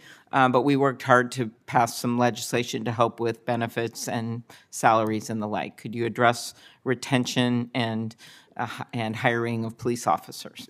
Yeah, obviously it's competitive now because there are significantly fewer people applying for the job of police officer than there were, say, 5 or 6 years ago. And so all of these agencies are now competing for the same smaller pool of candidates. It's much harder to get them in the door. So anything we can do to deal with salaries and benefits and retirement packages, that's paramount. But as you mentioned before, also having these facilities that are top-notch and having the proper tools, that's also a big deal. And that would include unfreezing federal funding or getting federal funding to local police departments? Absolutely, yes, ma'am. Okay, thank you. Mr. Jackson, I come from a state strong tradition of hunting, and when I look at all of these proposals, when it comes to firearms, assault weapons, I think, does this hurt my Uncle Dick and his deer stand? And whenever I get on one of these pieces of legislation or lead one of them, my answer is no. I had a discussion last week with Director Patel about assault weapon bans and what we could do. Could you talk a little bit about that and not our discussion, but just if it could be one of the things I raised to him, I'm in favor of assault weapon ban. I'm in favor of more background checks. I think there's a number of things we could do here when it comes to these assault weapons getting in the hands of people that shouldn't have them. One first step would be to get the age up to 21. Both in Uvalde and Buffalo, the shooters got their guns the minute they turned 18. And that 21 age is the same age that already applies to purchasing handguns from federally licensed dealers. Talk about that and how that could be helpful as some kind of I don't want to use the word compromise when we're dealing with little kids being gunned down in a church and 12-year-olds trying to protect 6-year-olds. But talk about that as one solution in addition to, of course, background checks, assault weapon ban in general. Yeah, I think that's a really important step to make sure we keep guns out of the hands of our youth. One of the witnesses earlier showed a picture of young men with firearms in Tennessee, and there's no minimum age to purchase there. And that's a big issue. And so we can't just demonize some youth and celebrate others for buying guns at such a young age, recognizing that gun violence is the #1 cause of death and youth in our country. And I also will say, even before we go there, there's a lot more low-hanging fruit. We can crack down on machine gun conversion devices and Glock switches, all of which we know is fueling the deaths that we're seeing across the country. And this Trump administration has already, through the Department of Justice, pulled back on just implementing laws and actually enforcing laws to keep machine gun conversion devices out of their hands. And so I think we can at least focus on enforcing the laws on the books to start to keep guns out of the hands of those in crisis while we look for more solutions for our youth. Thank you, Mr. Jackson. Thank you, Senator Klobuchar. And Senator Britt, you're recognized. Thank you, Madam Chairman. I appreciate all of you being here today to discuss this important topic. Look, let's be clear. The problem that we're facing today was created by blue cities, was created by plans coming from the other side of the aisle, whether it's cashless bail policies, downgrading classifications of whole categories of crimes, undermining rights and protections afforded by law enforcement officers like we saw in D.C. in 2022, which Detective Pemberton, I want to talk to you about that, or creating systems to ensure that pretrial releases of even the most violent offenders, like what happened in Memphis, were done. So when we're looking at this, I take issue with what the ranking member had to say. He specifically pointed out Alabama. Truth be told, 8% of our population in Birmingham and Montgomery accounts for 40% of our crime. Both of those cities have been run by Democratic mayors, and in particular in Birmingham for the last 50 years. The mayor has been a Democrat. So we can't pick and choose here and pretend like that is a whole state problem. We're talking about specific areas, and we want to keep these people safe. Here's the deal. Why can't we all agree that, Mrs. Cook, your grandson never deserved to die? Your grandson should still be with us today. And we need to utilize every tool in our toolbox to make sure that that is the reality for another grandmother somewhere in D.C. or wherever across this country. And you said today that when you told your story that no one heard you. You said you showed up in the mayor's office. You said that you led movements and you tried to gather people to bring attention to this. You asked for answers, and for months and months and months and months, nobody would give you any. Nobody felt like that your grandson was worthy of finding who killed him and shooting him, what you said, 7 times, and holding them accountable. You said today, for the very first time, you feel heard. Can you talk to me about what it means with President Trump placing emphasis on keeping our communities safe, what it means to someone like you who has lost someone, your very firstborn grandson, so near and dear to your heart? Yes, I can. Hello. Yes, I can, and thank you for that. As I said, I'm a Washingtonian. I'm 69 years old. I grew up in Washington. I know it well. I went to school there, so I know crime in our city.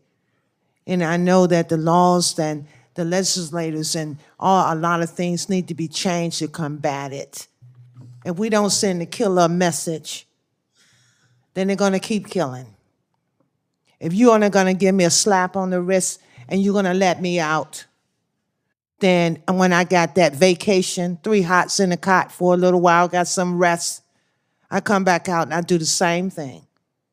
I have not learned. There's no reform in there.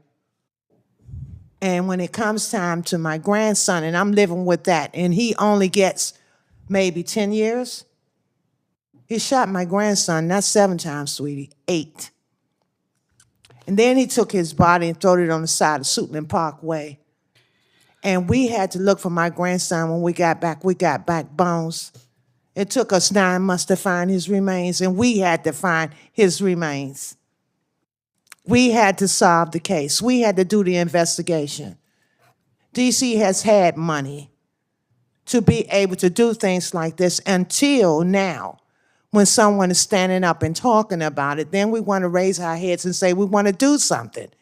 Something could have been done a long time ago. Thank you. Thank you for raising your voice. I appreciate it.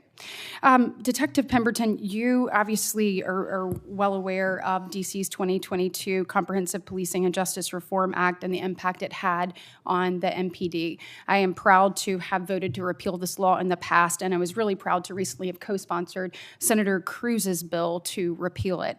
The passage of that law is one of the many things that I think members of the DC City Council have taken to demonstrate their lack of concern for public safety and general unseriousness about the issues in front of us. Look, I'm sure you're going to have an opportunity to talk more about that law, which I look forward to hearing, and if not, I'll follow up with some written questions. But from your experience, when you have elected leaders that undermine law enforcement, that don't seem to be standing shoulder to shoulder with law enforcement, that seem to be not having their back. Can you tell me what that does on morale and what it does for recruitment and retention of law enforcement officers? Yes, ma'am, and I can. It is absolutely unquantifiably the worst piece of public safety legislation that I have ever seen. And I can tell you exactly what it did. It took us from nearly 4,000 police officers to 3,200 police officers in 5 years. We went from 30,000 arrests per year to 15,000 arrests per year. It created liabilities for police officers for administrative, civil, and criminal penalties, even when they do their job properly, and we have seen that enacted on them. And it also, additionally, it made it so it's impossible to hold criminals accountable, even when they're convicted of violent crimes. It has absolutely destroyed the police department in ways that I certainly don't have time to get into, but it is absolutely the most important piece of legislation to our members and to the nation's capital. Thank you, and thank you for your service.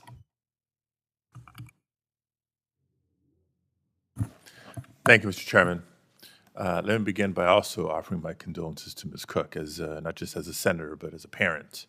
My heart goes out to you, and we feel you, and appreciate you being here today.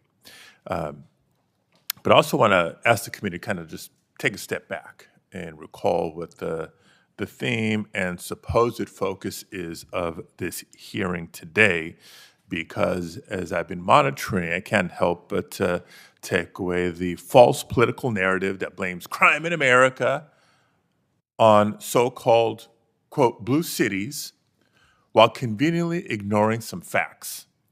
Because the truth is that Republican-led states have had murder rates 50% higher than Democratic-led states for decades. Look at the stats in Mississippi. Look at the stats in Alabama. Look at the stats in Louisiana.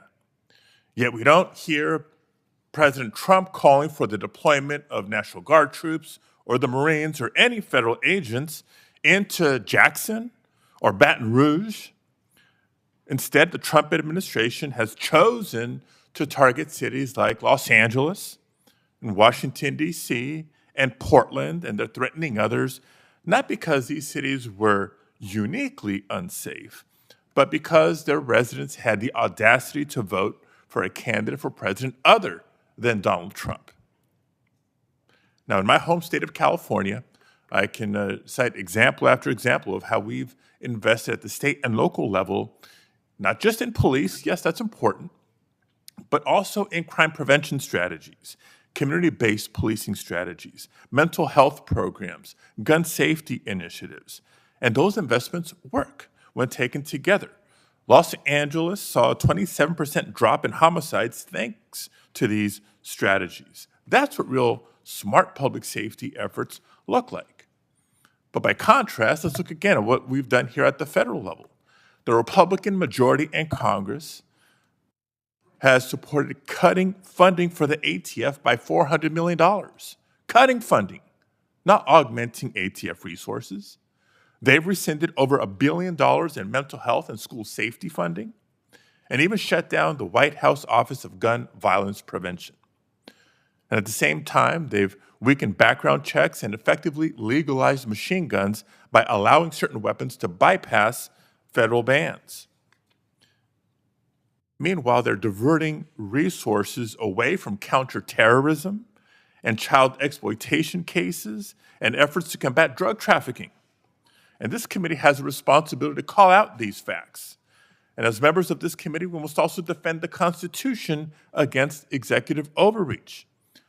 Deploying federal troops and masked agents into American cities without lawful basis is not just a policy disagreement. It's a fundamental threat to democratic norms and the separation of powers between states and the federal government. My first question, General Enyart, as someone who commanded the Illinois National Guard, how do you view the danger of using Guard units or even active duty service members in cities like Los Angeles and Portland and Washington, D.C. for local law enforcement efforts? Thank you. Excuse me. Thank you, Senator. Well, as a commander of National Guard forces, former commander of National Guard forces, you need to understand that National Guard forces are not trained law enforcement officers. We may have a few police officers in our ranks who just happen to be cops in civilian life, but the vast majority of National Guardsmen are, and for that matter, the active duty forces, are not police officers. And MP units are trained in military response, military law, not civilian law enforcement. So it is a hazard. Given that, what risk do we face if the executive branch normalizes or the Republican majority in Congress allows the executive branch to normalize unilateral use of troops in American cities? Well, there's clearly going to be a disconnect between American citizenry and the American military. The American military is designed to protect us from foreign enemies. It's designed to protect us, not to police our streets. That's what civilian law enforcement's for, and there are plenty of federal law enforcement agencies that can provide that response. Thank you. And one last question. I know my time is running out quickly here. Having learned from this experience in Los Angeles, which was clearly the test case for this administration, I have a concern about our national readiness. From a readiness standpoint, what does it mean when military resources are diverted from national defense and disaster response to conduct police civilian activities? Every dollar that you take away from or that you spend on a misuse of military force is a dollar that you don't have available for national defense, a dollar you don't have available to respond to the next Hurricane Katrina in New Orleans, or the next Mississippi River flood, or the next tornado in St. Louis. So it's spending resources that need to be allocated to where they're properly allocated, and that's to the defense of our great nation and to recovery from national disasters. Thank you. And just a final comment in closing. That's you pointed out some key examples from a Guards member perspective, separate and apart from the Department of Defense, right? When Marines were deployed into Los Angeles, it took those Marines away from other critical missions imperative for our national security. So it's not just local communities, whether they're feeling safer or not, but whether we as a nation are more secure or not. Thank you, Mr. Chairman. Thank you, Mr. Chairman. You know, it's clear from this hearing the Democrat talking points have come out. Both Senator Padilla and Senator Booker spent a great deal of time talking about, quote, red states. There's a reason they were talking about red states, because unfortunately most red states have blue cities, and that's where the crime is. If you want to look at in 2023, the large cities with the most homicides per 100,000 people, number 1 was New Orleans, Louisiana. Number 2 was Memphis, Tennessee. Number 3 was St. Louis City. Number 4 was Baltimore City. Number 5 was Washington, D.C. Democrat crime policies kill people. Soros DAs who let murderers out of jail kill people. When you don't prosecute violent criminals, innocent victims die. Right here in Washington, D.C., in 2012, murders in D.C. totaled fewer than 100. By 2023, murders had nearly tripled, 274 lives taken in a single year. These are the real-world consequences of Democrat crime policies that let murderers go. It is very simple cause and effect. If you release murderers onto the street, they will kill people, and they do it all across the country. And we need to understand these are not just numbers. Here are some of the faces behind those numbers. Edward Korestein, 19, brutally assaulted during a carjacking attempt in D.C. Eric Tarpinian Jakim, 21, a young congressional intern gunned down in the capital city. Honesty Cheadle, 3 years old, just a toddler, killed by stray gunfire. Sarah Lynn Milgram, 26, and Yaron Lachinsky, 30, Israeli embassy staffers newly in love on the verge of engagement brutally murdered.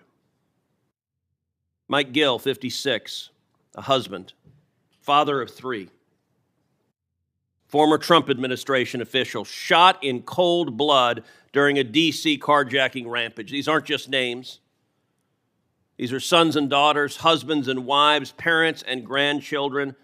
Mrs. Cook, thank you for being here. Thank you for sharing the unbelievable pain and loss that you have endured through the loss of your grandson. I'm sorry that happened. Your grandson should have been protected. The city should have protected your grandson. He should still be alive. And tragically, this pattern keeps on happening. Now, Senator Booker also said we should have bipartisan agreement. I think that's a great idea. We should have bipartisan agreement. How about we all come together and say, let's stop murders? How about we all come together and say, let's stop rape?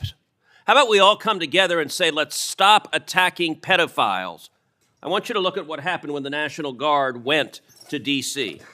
Robbery fell by 57%. Homicide fell by 58%. Sex abuse fell by 40%. Those are real results. And Detective Pemberton, if you would tell this committee what was the effect of the 2022 Comprehensive Policing and Justice Reform Law, and what would the benefit be for the people of D.C. if Congress passes my Clean D.C. Act?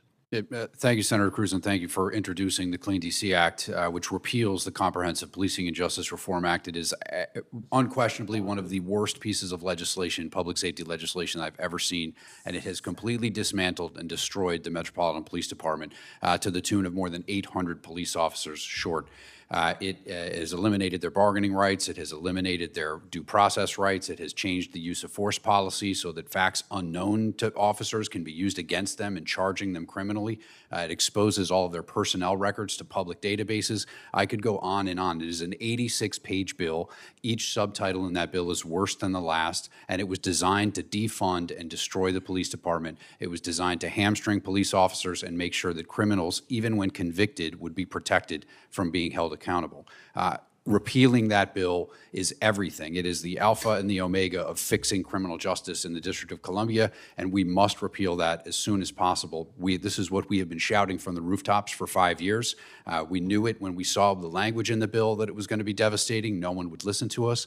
And thankfully now, thanks to your bill and Congressman Clyde's bill on the House side, we can actually get this bill repealed so we can get back to fixing the police department and bringing crime down permanently in the nation's capital. And Detective Pemberton, you're the head of the D.C. Police Officers Union. Yes, sir. In your judgment, passing the Clean D.C. Act would make Washington, D.C. safer, would reduce murders, would reduce violent crime? Permanently, yes, sir. And I would point out again, Senator Booker, and it seems none of the Democrats are here now, Senator Booker said we should be bipartisan. I can think of few issues that are more natural for bipartisanship than stopping crime. It used to be the case. You know, this committee used to work together when it came to violent crime. It's only been in the last few years that elected Democrats have decided that releasing violent criminals is something to be celebrated. Earlier, Mr. Taylor made reference to Soros DAs. George Soros has spent millions of dollars electing DAs all over the country who turn around and let violent criminals go. The Democrat Party unleashed the crazy with the Abolish the Police movement. And the Abolish the Police movement wasn't just in the abstract. Cities all across the country slash funding for police. Minneapolis slashed the funding for police. The NYPD cut its funding over $1 billion. Sadly, Austin, Texas cut the funding for its police $150 million. When you take police off the streets, people die. There's a direct cause and effect, but there are two ways to abolish the police. One is going after the police themselves, which Democrats have decided that is their party position. But the second way you abolish the police is you put in place Soros DAs who just won't charge anyone. That means the police cannot do their job because when they arrest a murderer, a Soros DA turns around and lets them go. When they arrest a carjacker, a Soros DA turns around and lets them go. And for the life of me, I do not understand why Democrats are not celebrating the reduction in crime, go back to the reduction in crime in D.C., that we've seen with the guard on the ground. You should be cheering a 57% decrease in crime, robbery, a 58% decrease in homicide. There are people in D.C. alive because the guard is there, and not a single Democrat is saying, that's good. Not a single Democrat is saying, we're glad those people are alive. Instead, they're saying, take them off the street and let the murderers run free. Senator, that's not serving anybody. Senator Hawley. Thank you, Mr. Chairman. Thank you. Just a second, Senator Hawley. Now with the clock's right, go ahead. Thanks to all the witnesses for being here. Ms. Cook, I want to say thank you especially to you. Thank you for being here. Thank you for telling your story. And I'm sorry for what you and your family have had to endure. And it's powerful to have you here today. Thank you very much. I want to talk about some of these policies that have gotten to where we are today. Mr. Jackson, if I could just start with you. You were Deputy Director in the Biden White House for gun violence and a special assistant to the president. Is that correct? Yes, sir. You're also affiliated with the Community Justice Action Fund. Is that correct? Yes, I'm also a survivor of gun violence. You were their executive director. When was that, the Community Justice Action Fund? 2021 to 2023. And you're affiliated with them now? Yes, as executive advisor. Okay. The Community Justice Action Fund is, do you disclose your donors? Yes. All of the donors are public? Yes. You're funded by the Tides Advocacy Group, among others? They're a fiscal sponsor. This is, right. They that would be handle a our donor. HR. Yeah. Mhm. This is a George Soros funded group? No. He's one of the donors? No. He's a donor to the Tides Advocacy Group. Yeah, that's our fiscal sponsor. So they handle our HR, our back office, our operations. Great. Okay. Great. So in other words, I mean, that's we're one of 300 organizations. right that they run. You are Yes, a but subset we of pay them. Pay them to be a fiscal Well, sponsor. you are a subset of that organization, which he helps to fund, right? Okay. All right. Just wanted to get a level set here. So let's just, I want to ask you about some of the policies that you've advocated because they're exactly what we see implemented in these blue cities, like defunding Yes. the police. No. Oh, indeed. Let That's me just not- we quote to advocate you from- for Wait, I investing. haven't asked a question yet. We'll get to. I've got a lot of questions. Believe me, and I'll give you time. Mm-hmm. So let's talk about this report that you issued when you were executive director, a policymaker's playbook. And I'll ask you to enter it into the record, Mr. Chairman. Great. Without objection. Thank you. In this report, you advocate, and I quote now, defunding the police because the long-term goal is fundamentally to reimagine how the state serves its citizens in the project of public safety. You go on to say police departments traumatize residents through a destructive cycle of racist over-policing, and the answer is not to add any more money to police budgets. Talk to me about, I mean, why is it that denying policing to the most vulnerable communities is a solution? I know that's what the blue cities are doing, but why is that a good idea? Well, look, I in no way stand with defunding law enforcement. I mean, that's what your report says. Sheriff Mike Sheridan, who taught me how to drive when I was 16 years old. Wait. Your report, when And, your executive director said you wanted to defund the police, do you renounce this report? Mr. Jackson, do you renounce the report that you authored as executive director? Here it is. You're the second senator to bring up an op-ed or This isn't an documents from op-ed. This before is my your tenure. report, a policymaker's playbook to reduce gun violence without policing communities. Okay. Community Justice Action Fund, copyright 2023, when you were executive director.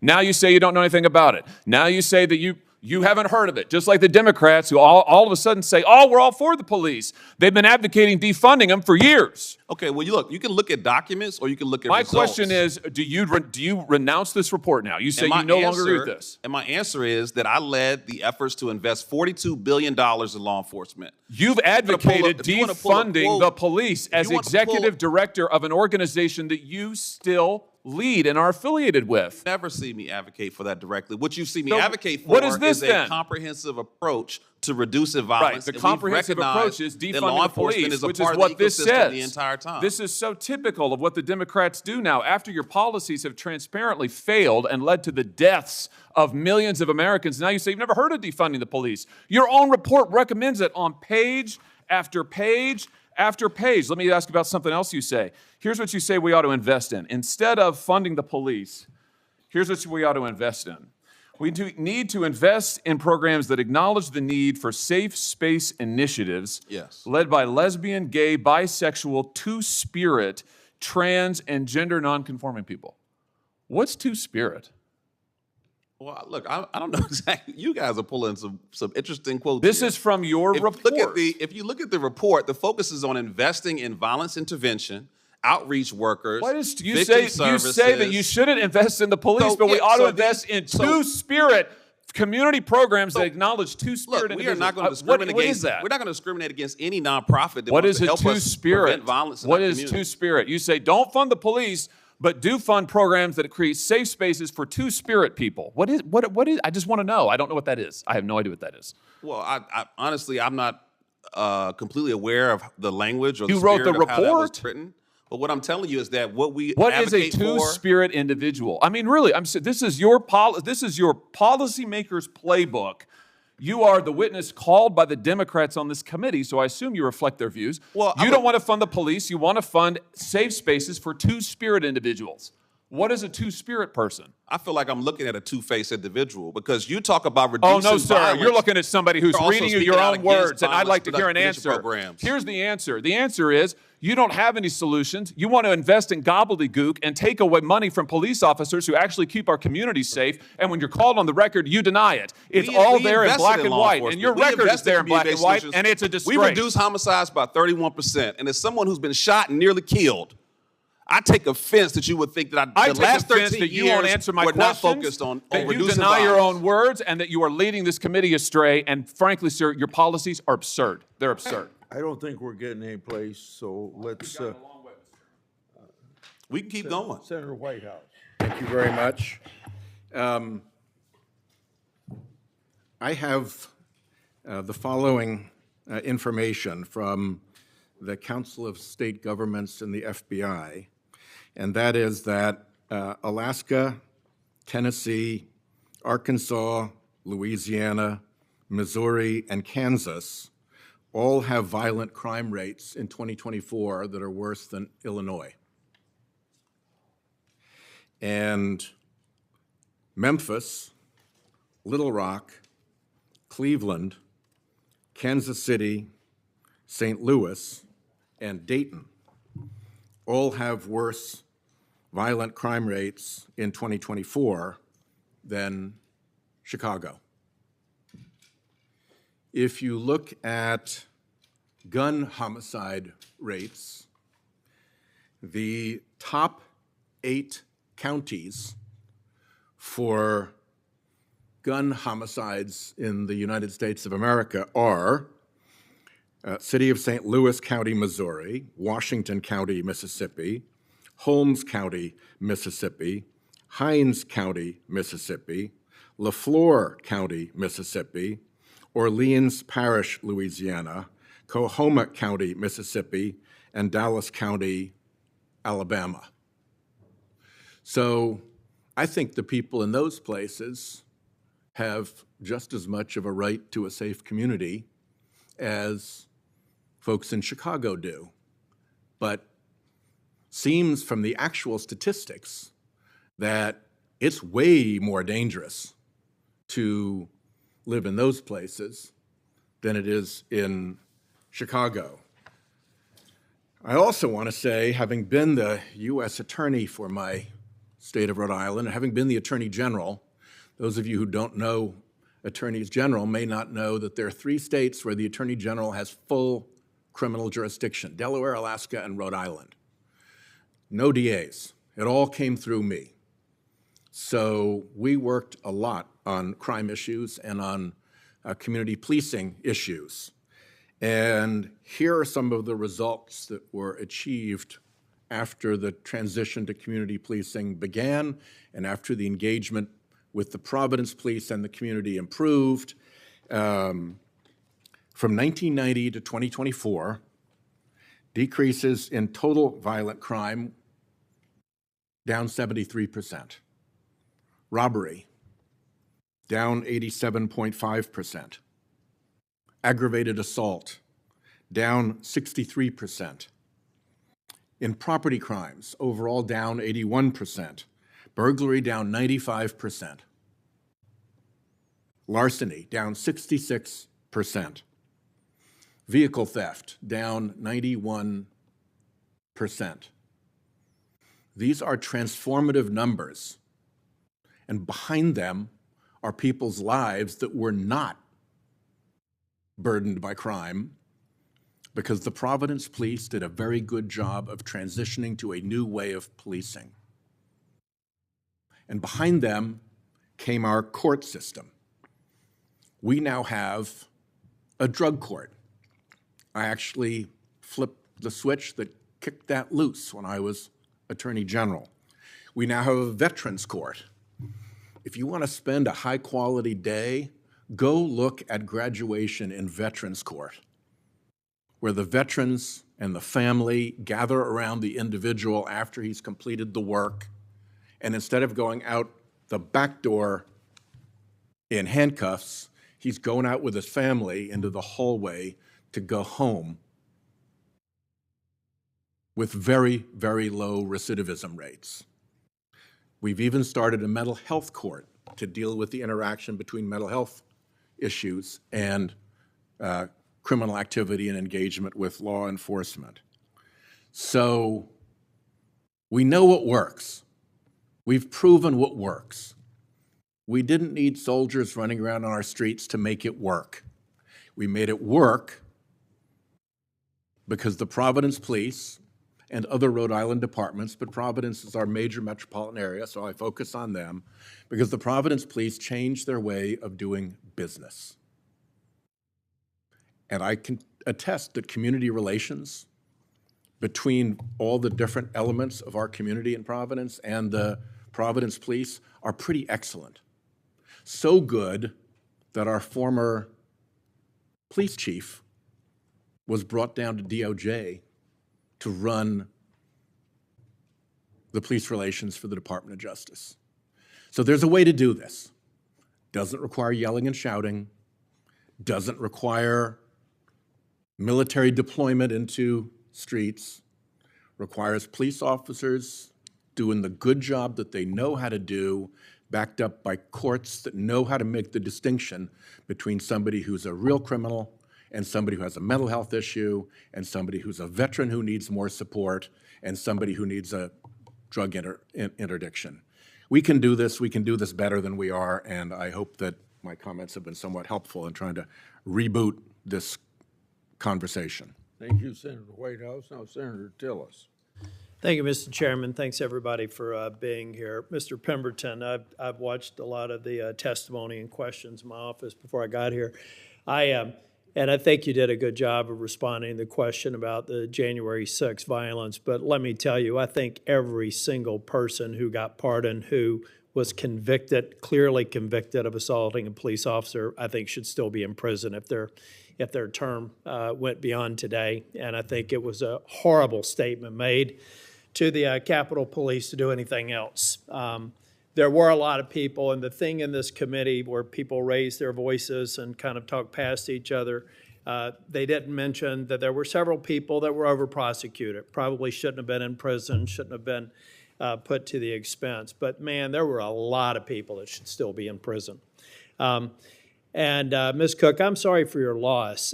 Washington, D.C. to me strikes me as a unique jurisdiction where I believe that the president was absolutely right to surge resources here to settle down the situation. I've lived here in this city in my capacity as senator for the last 10 years. And Ms. Cook, I was over in Northern Virginia before I moved down to North Carolina. And I've seen the ebb and flow of crime here. And I'm glad that the president did what he did here to make our community safer, your community safer. I'm very sorry about your grandson. But Mr. Taylor, I got a real problem with this idea of us going to various states. I had a brother actually serving the legislature in Tennessee. I grew up in Tennessee. Go Vols. They're having a decent season for a change. But I was Speaker of the House in North Carolina, and to be honest with you, if I saw the President of the United States surging resources in North Carolina as a Speaker of a House when I had a supermajority, I'd consider it a personal failure on my part, that I hadn't figured out in working with the governor how to make my state safer. And the reason I say that is that I agree to a certain extent with the testimony on the National Guard. I've spent a lot of time in communities, and I know that law enforcement, Mr. Pemberton, I want to ask you a question about this. It's a lot like you hear with special operators operating in very dangerous places around the world, that you need community engagement. You need law enforcement officers on the street that are actually welcomed by the community. They're out there. They know the people, the de facto leaders, the people that give them an idea of where the unsafe places are. So it's not just about the strong arm of law enforcement. It's the right balance. Do you agree with that? Yeah, absolutely. I think it's very important that we have the ability to interact with the citizens, to communicate with the citizens, develop those relationships. Yeah. So I guess the question I have is, why in the hell are we letting off elected officials in Memphis and other cities who are failing the people that elected them? Why are we letting them off? Mr. Taylor, why should I let the mayor of Memphis or the mayor of Bolivar or the mayor of several other cities that have an incident rate that's unacceptable, why should I allow federal dollars and resources beyond the joint task forces that go on every day in Tennessee and North Carolina? Why should you all welcome, number one, acknowledge that Tennessee can't get it done without federal intervention, and number two, let these liberal elected officials off the hook and mask a systemic problem that's going to come back the minute the National Guard goes away? Why is that a good thing? Well, it's not a good thing, and what I would recommend that this body consider, and I said it in my opening statement, the left and the progressive nonprofits that I talked about, for years they have pushed the Justice Department to come into these communities and use the consent decrees. I'd like to spend some more time. I'm sorry to interrupt you, but I'm going to try and stay on time here. I think we're making a huge mistake by going in and papering over a fundamental problem. It's only going to be solved while we're there with some police presence. It's going to go away. But Mr. Jackson, I also want you mentioned in your testimony the Safer Communities Act. I was one of the people that negotiated this bill and passed it. I do want to tell you something. I wish that I had there's a lot of good in this bill, and all the bad that some of my colleagues said was going to happen when we voted against it, they're all dead wrong. It's been all good. Hadn't been bad. But let me tell you what I wished I had been able to do. I wish I had been able to put into law that no jurisdiction that has cashless bail, that's a sanctuary jurisdiction, any of those things could be qualified for any of these behavioral health resources, because there's plenty of people now, plenty of municipalities, plenty of other governments that could benefit from that.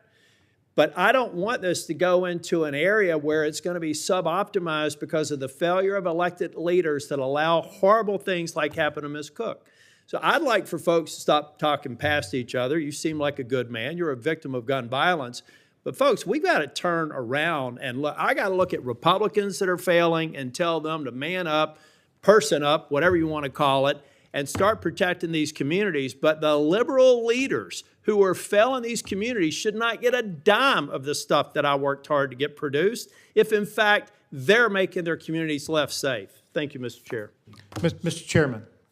Chairman, may I finish my comment, because I really think it's important and to the point of Senator If you Tillis. do it shortly, a couple Yes. minutes. What I was going to say is that what's critically important to hold these officials accountable, Senator Tillis, is that the Justice Department in the past has come into communities and entered into consent decrees, forcing the police to tie their hands when fighting crime. We now need to reverse that. We need to come into, you all need to come into those communities with the Justice Department and force the DA and the justice system to enforce these tough on crime policies so that we can save people's lives. We need to take their playbook and flip it. And I think that'll make Memphis safer, and it'll make a lot of communities around the country safer. It's a great point, Senator. Thank you. Senator Ronald. Thank you very much, Mr. Chairman. All of our cities and communities should be safe. It doesn't matter whether the communities are led by Democratic or Republican governors or mayors. And as Senator Whitehouse pointed out, there are high crime rates and places where led by Republicans. So all this focus on somehow it's the Democratic-led cities that are more crime-ridden is just full of you know what. And I think we need to get off this kind of politicization of of the safety of our cities. Let's just pay attention to what we can do to make sure that our cities are safe. And that means funding the police in appropriate ways.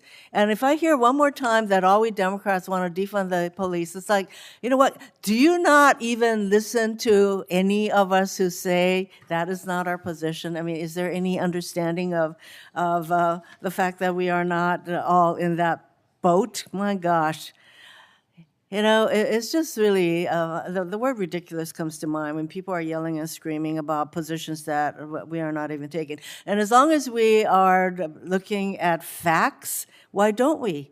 Why don't we look at facts? Why don't we look at how we can truly prevent crime, how we need to train our police? We need to have, I would say, community policing is a good way for our people to trust our police officers, to have a relationship with them. Those are all good things to support. But unfortunately, we have a regime that, for example, the Department of Justice canceled over $800 million in public safety grants, including $100 million in grants for violence prevention. Now, this is the administration that wants to prevent violence, that wants to send National Guard to cities that they politically determine is violence-ridden. Not true, and yet they are making these kinds of cuts. See, the inconsistency is awesome. I have a question for General Enyart. Now, I mentioned that this regime is politicizing our military by sending the National Guard to various cities. And I happen to be the ranking member of the Senate Armed Services Readiness Subcommittee, and I am deeply concerned about the impact of domestic military deployments on force readiness. And every additional deployment has a cascading effort on other missions and limits training opportunities. So for you, General, what impact would you expect on the National Guard's readiness as thousands of troops are deployed around the country for domestic policing? General? Thank you, Senator. As you point out, every day that a guardsman is deployed in the streets of Los Angeles or Chicago or Washington, D.C., is a day that is not spent doing the training that they need to do in order to keep up their military skills, in order to maintain those military skills. If a National Guardsman is walking around Washington, D.C., as I saw 4 of them walking around last night, or they're picking up trash, or they're spreading compost, those are not military tasks. Those are not the tasks that they need to be trained for in order to defend our nation. And it has a very adverse impact on readiness, as well as an adverse impact on morale, which will directly affect recruiting and retention. It would be really nice if people could acknowledge that the National Guard has a mission, and it is not to go into cities where, especially where they're not requested to do so, to do policing, and that would have a negative impact, I would think, on their morale. Wouldn't you agree, General? That is correct. Not only on the soldiers' morale, but let's look at the families. You know, the families are losing their loved one to go off somewhere and stand around taking selfies in front of the Washington Monument. That's not what guardsmen do. It's also an adverse impact on employers, which will directly impact recruiting in the future. I'm running out of time, but I did want to ask Mr. Jackson, as I came in just as you were getting yelled at by one of my colleagues, but as I mentioned, this regime has cut large amounts in grants that I think would go toward safer communities. So based on your experience with evidence-based community violence intervention, what do you expect to be the impact of these cuts by the Trump regime? I mean, unfortunately, we know it's going to impact our ability to prevent violence before it happens. You know, when we talk about the historic reductions we're seeing across the country, it's a direct result of investing in violence prevention efforts, but also holding those accountable that are bringing guns into our communities. And both of those are under siege. ATF is being defunded. Victim services have lost $1 billion. Community violence intervention has lost $812 million. Mental health resources has lost $1 billion. So this administration has cut tremendous dollars on both ends, law enforcement and investing in prevention. And I think there's a direct correlation between violent crime in our communities and very strict gun legislation, gun laws. And Hawaii has one of the lowest violent crime rates because we have very strong gun laws that protect our community. Thank you, Mr. Chairman. Senator Welch. Thank you very much. And I want to thank the witnesses. I actually don't have a lot of questions because I do have a concern that this issue is getting very politicized. None of us want whatever amount of crime we have in our communities. We just don't want it. It's terrible. And that is a concern that all of our residents, all of the people we represent have. All of you are dedicated to law enforcement. But the objection I have to the use of the Guard is the manner in which it's being done. It does appear to be a very political decision on the part of the administration about whether to deploy, when to deploy. Some of these issues that my colleague from North Carolina was mentioning, bail issues, penalties, things that you're concerned about, I know. Those are national. I mean, every community has to make its decision, but those are fair and square debates to have. What's the right way to treat a person who is an offender? But, Mr. Chairman, one of the things that I notice is that we get into this political debate about this when, in fact, there's contradictions here. The per capita murder rate in states run by Republicans is 50% higher than it is in Democratic states. I don't draw a conclusion that that means that Republican-led states are soft on crime, but the assertion that's being made constantly by the administration is that Democratic states are being soft on crime. In Vermont, we spend a lot of money on law enforcement. It's a big deal in our state, even though we have a relatively, fortunately, lower crime rate. Vermont spends $368 per capita on policing. That's what we spent in 2023. That's more than was spent in Iowa, South Carolina, Texas, Utah, and Alabama. The other thing that is troubling to me is our local law enforcement, like in Vermont and I know in Iowa, they have been beneficiary of some of these federal grants. Made a real difference when I talked to some of our police chiefs. They've made a real difference in their capacity to be responsive and to get the best training possible. And the Department of Justice cut 373 anti-crime grants unilaterally. I'm pretty upset about that. And my understanding, Mr. Chairman, you get your phone calls returned from the White House. So my understanding is you were able to intervene and help your folks in Iowa. So God bless you. I'm not sure I get the same reception when I call the White House, right? So I don't think this should be on a political basis. If these COP grants are good, let's get them spread out to the communities that need them as much as possible. And it shouldn't be just on the basis that you're the Senate President pro tem, that you're able to take care of your state, but the rest of us don't quite have that clout. So I acknowledge your position here, but I don't think it should be unique to Iowa that you get your senator to be able to get those grants. We've got to get those grants out and show respect for law enforcement. Another issue that's a real problem, we have in Burlington, homelessness, drug abuse, and public spaces are not safe for many folks. And there's a mental health issue when I talk to my police chief about what needs to be done, and that has to be part of the equation. So, talking about bail policies is important, talking about penalties is important, but talking about mental health is important too, because a lot of folks have been kicked out on the street. We don't have treatment facilities that are needed, and those folks are out on the street and ultimately end up in the criminal justice system. It's something I know. I was a public defender for a number of years, and a lot of the folks I represented, their crime essentially was that they had a severe untreated mental illness, and in frustration, ultimately, they ended up in the criminal justice system and oftentimes in jail when everyone acknowledged that this was a mental health more than a criminal conduct issue. So I feel sad, frankly, about the politicization of this issue and sending Guard. And we have wonderful National Guard in Vermont, but like you were saying, they're trained for military missions, and in fact, they serve with great distinction in Iraq and Afghanistan. And we, as a rural state, have that situation that rural states often have, where our enlistment rate, our volunteer rate is high because people really want to defend the country and do that. So I just have a lament here, Mr. Chairman, that this issue is something that we should be working on together, because any crime in our communities is really a threat to our communities.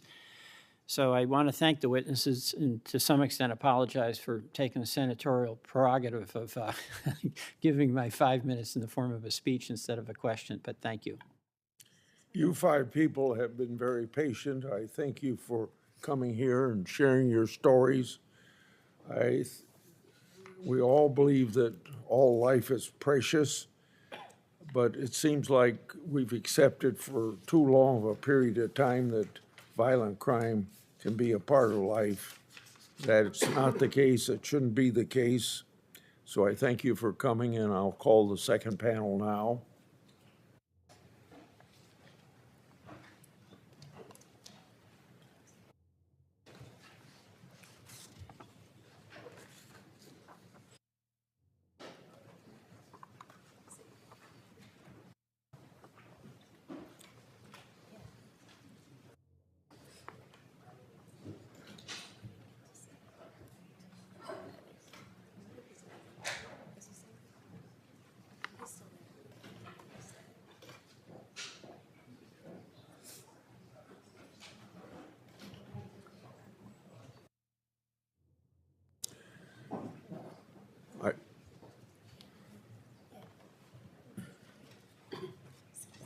I think before the panel sits down,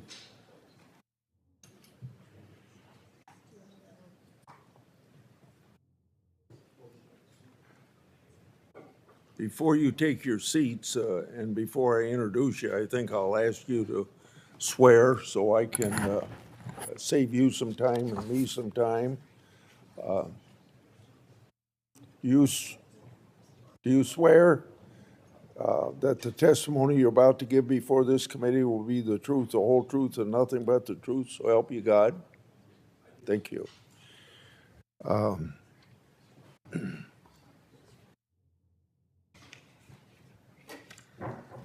Mr. Gomanis has a 3-year decade career in law enforcement, working with the Radford and Norfolk, Virginia Police Departments. He joined DEA's Miami Division 2004 and has still remained there. The DEA has had a great success this year. Just between the 4 days of August 25th and 29th, Mr. Gomanis, Washington Division, reported 25 arrests, seizures of 41 firearms, $350,000 in money and assets, 378 kilograms of illicit drugs.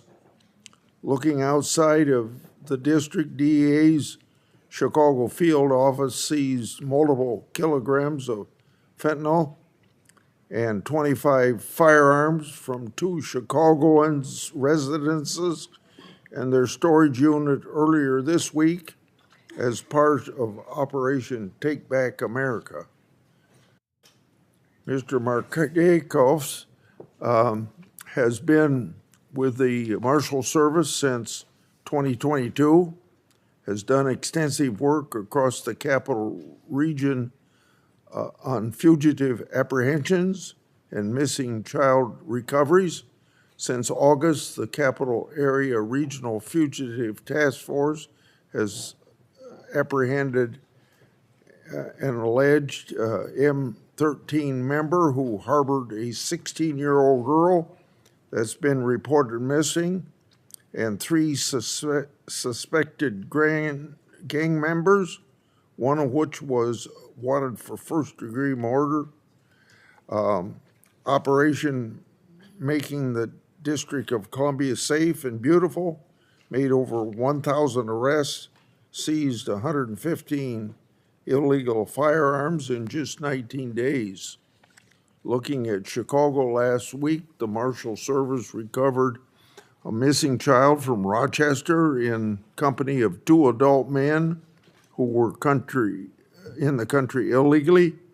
I'm sure the girls' parents are grateful for the Marshals' work to bring their daughter home. In Tennessee, Operation Memphis Streets led to the arrest of 141 violent fugitives, including 14 wanted for homicide, and clearing 163 arrest warrants in Memphis. I appreciate both of your leadership in combating crime and looking forward to hearing your testimony.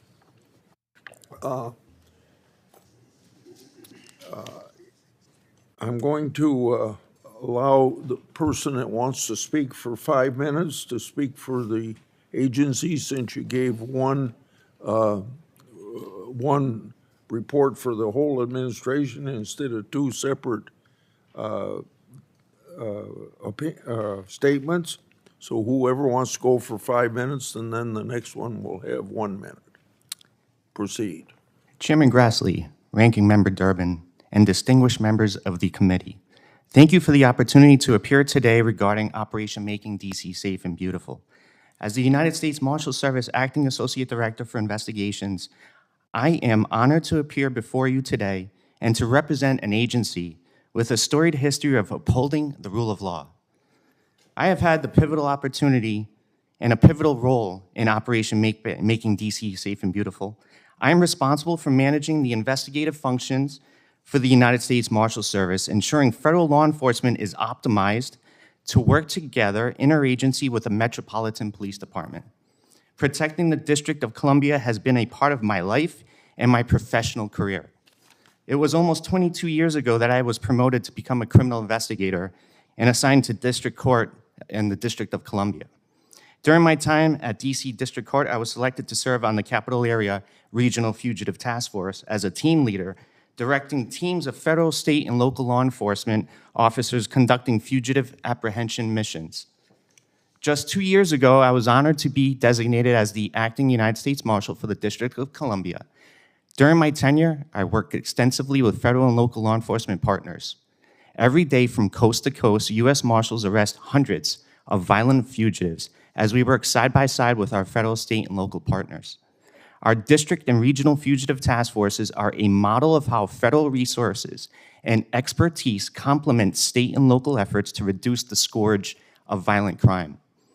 This partnership is the core model we are using in Operation Making DC Safe and Beautiful.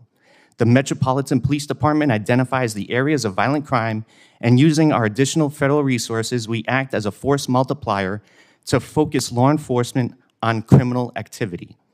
Federal officers are working seamlessly beside MPD to patrol, respond, and identify the drivers of crime. The National Guard provides administrative support, and their presence frees up other officers to focus on law enforcement. I am proud to report to you today that our effort is working. Since the operation began on August 7, we have sharply reduced crime in the nation's capital. There has been a 39% drop in violent crime since we started this operation. Carjackings are down 75%. As of today, federal law enforcement have made 3,496 arrests, averaging 65 per day. These include charges for 13 homicides, 284 firearms violations, and 472 narcotics offenses. Our teams have seized 302 firearms. Every gun seized is a removed threat to the community. We have apprehended 25 gang members, including high-risk targets, and recovered 10 missing children, safeguarding the most vulnerable among us. These results are not just statistics, they resonate in crime-ravaged communities. During this operation, Deputy U.S. Marshals have heard nothing but appreciation from DC's residents. A community long in pain is now healing. The gratitude of residents highlights the operation's real impact on daily lives. A major faction in DC public safety crisis is the soft on crimes policies These endanger residents by failing to hold criminals accountable. As law enforcement veterans know, without accountability, offenders will re-offend. I urge Congress to consider legislation that will help hold DC criminals accountable. Policies like cashless bail release most arrestees without monetary conditions, creating a revolving door for violent offenders. This burdens officers, including deputy U.S. Marshals, recapturing the same individuals often for identical crimes. It wastes resources, endangers communities, and erodes police morale. For instance, among our thousands of arrests since August 7, we've faced repeat offenders like an MS-13 gang member with 7 prior convictions. The DC Safe and Beautiful Task Force, partnering with the U.S. Attorney, ensures that dangerous arrestees are held accountable. We've deployed 83 multi-agency teams across DC's 7 patrol districts, collaborating with local and federal partners to hit crime hotspots flagged by MPD intelligence. Our officers boost presence and visibility, ensuring violent offenders face justice. These gains stem from our unified command's efficiency and our alignment with President Trump's vision for a safe and beautiful capital. We're proud of the 22 agencies supporting this operation. I especially want to recognize major federal contributors such as the DEA, FBI, ATF, U.S. Park Police, ICE, and Homeland Security Investigations, among other partners who serve alongside the U.S. Marshal Service. We thank President Trump for deploying the National Guard as a force multiplier for logistics and visibility. I also commend Metropolitan Police Department leadership and the Mayor's Office for embracing federal partners, maximizing the value of every officer on the streets.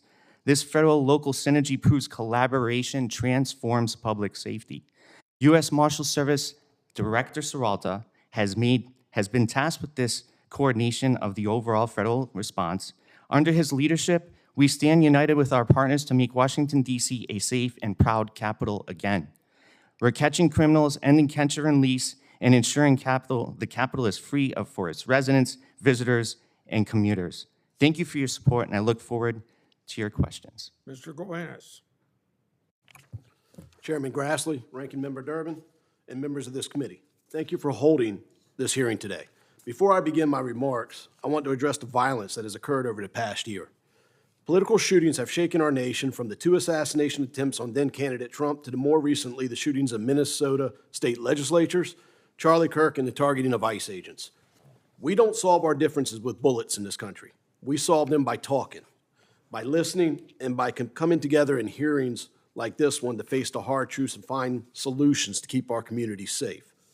I come before you with over 28 years of law enforcement experience. I began my career, as the chairman stated, with the Norfolk and Radford City Police Departments. I joined DEA in 2004 as a special agent. Since then, I've served in the Atlanta Division, Raleigh District Office, DEA headquarters in both the Office of Inspections as well as the Office of Professional Responsibility, and most recently here in Richmond, Virginia. Throughout my career, I've established joint task forces to address international narcotics smuggling and money laundering, as well as local community issues like violent crime and drug trafficking. It has been my life's work to tackle violent crime, drug trafficking, and money laundering domestically and abroad. Washington, D.C. should be the safest city in America. Instead, in recent years, it's become a place of fear. This past June, a congressional intern was gunned down just blocks from the White House, and 2 embassy staffers were murdered.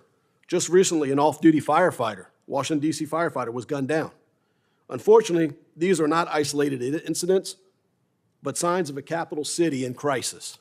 This is not the capital worthy of our nation's pride, and nor is it the standard safety and dignity our capital should represent. We need a capital that reflects the strength and the security of our republic. Now, some will tell you crime was down, but tell that to the victims of violent crime or to the families that have lost their child to fentanyl trafficking. If people don't feel safe, they aren't safe. And those who lived, worked, or visited D.C. weren't feeling safe, so President Trump took bold action. I was honored to be asked by DEA Administrator Terrence Cole to help execute the President's executive order making the District Columbia safe and beautiful. 83 multi-agency agencies drawn from 22 federal, state, and local partners hit the streets across 7 patrol districts. The results are undeniable, as the Marshal state. Robbery is down over almost 50%. Carjackings have dropped nearly 80%. Violent crime has fallen nearly 40%. Since August, law enforcement alone has made over 3,500 arrests. 13 for homicide, 289 for firearm violations, 475 for narcotics violations. We've seized 339 firearms in the district, arrested 28 known gang members, including members of the MS-13, and recovered 10 missing children and cleared numerous danger encampments. These are real results. These save lives. We've had success, but success cannot and should not be undermined by the continuation of DC soft on crime policies and a culture of leniency where police risk their lives to take criminals off the street only to see those offenders back out the next day, and in some cases, before we even finish processing evidence. This is a betrayal of law enforcement, a betrayal to our officers. Every time an offender is released, Mr. Grassley, without consequence, it strengthens the criminal ecosystem like the cartels such as Sinaloa and CJ&G feed upon and exploit.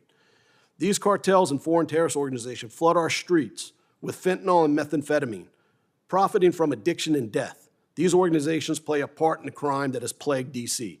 In the past several weeks, during targeted operations on the top of the work being done by the executive order, DEA has made more than a dozen arrests in the district on individuals with ties to Sinaloa and CJ&G. As part of the arrest, we seized over 125 kilograms of fentanyl, cocaine, and marijuana, and we've taken more than 20 other firearms off the street related to these cartels. Thank you, Mr. Gomez. You've been in law enforcement. I'm asking my first question of you. You've been in law enforcement for 30 years, working in areas with progressive prosecutors and soft on crime policies. You've even served local police departments, as you and I both said. How have soft on crime policies and progressive prosecutors impacted investigations that you've worked on? Thank you, Chairman Grassley, for that question. Since approximately 2020, law enforcement has began to move away from proactive policing, or what we call in the field the broken windows theory policing, to more of a reactive way of policing. This movement was sped up after several high-profile critical incidents involving police in the summer of 2020. Lawmakers, prosecutors, and even police officials passed policies and procedures limiting the patrol officers' ability to engage in proactive policing. Prosecutors began scrutinizing arrests as well as requests for indictments by different branches of law enforcement. There became a practice of releasing criminals immediately after an arrest rather than keeping them incarcerated. Legislatures followed suit by passing cashless bail or pushing for people to be released on personal recognizance bonds, regardless of the crime committed. This practice has allowed for a revolving door of criminals in and out of the justice system in prisons. Incarcerations have been shortened, sentences have been reduced, criminals have become emboldened. Criminals started to no longer fear arrests, convictions, incarcerations. In worst case, morale for our officers have dropped. Here in D.C., the D.C. Superior Court routinely releases criminals on a personal recognizance bond, shortly right after they've been arrested. As I stated earlier, most of the time they're released before my agents even finish processing evidence. I'll give you an example. August 24th, 2025, in the middle of the Making D.C. Safe and Beautiful surge, a defendant was arrested by Metropolitan PD in support by my agents and other federal agencies. And the person was arrested with possession of crack cocaine, possession of fentanyl, and a stolen firearm. This individual had a very long criminal history to include several armed robberies. One of my agents was notified of the arrest and operating in a support role, worked with the District of Columbia United States Attorney's Office to obtain an arrest warrant and pull the case out of D.C. Superior Court and bring it into federal court. Within one day, we obtained a warrant for the individual. We went over to D.C. Superior Court to serve the warrant, and the individual had already been released. With a criminal history such as multiple criminal robberies. I think you've satisfied my answer to that question. I want to go to Mr. Mateos. The task force that you're a member of here in Washington was tasked with making the failed DC crime lab fully accredited after losing that accreditation under the district's leadership. Thanks to an external audit, it was exposed that the district officials found the lab engaged in fraudulent behavior and misrepresentations, deliberately concealed mistakes, and failed to address the alleged misconduct by examiners. What progress is being made to bring the lab back into full accreditation? Senator, thank you for your question. Within the U.S. Marshal Service, we don't have any purview over the D.C. Crime Lab. Having previously served as the acting U.S. Marshal for the District of Columbia, I was aware that D.C.'s Crime Lab had lost certification, but I'd be happy to take back that question back to the DOJ so we can follow up with an answer for you. Please do that. Mr. Guenas, critics of the Trump administration immigration efforts claim that the agents are arresting peaceful migrants without any connection to crime or criminal backgrounds.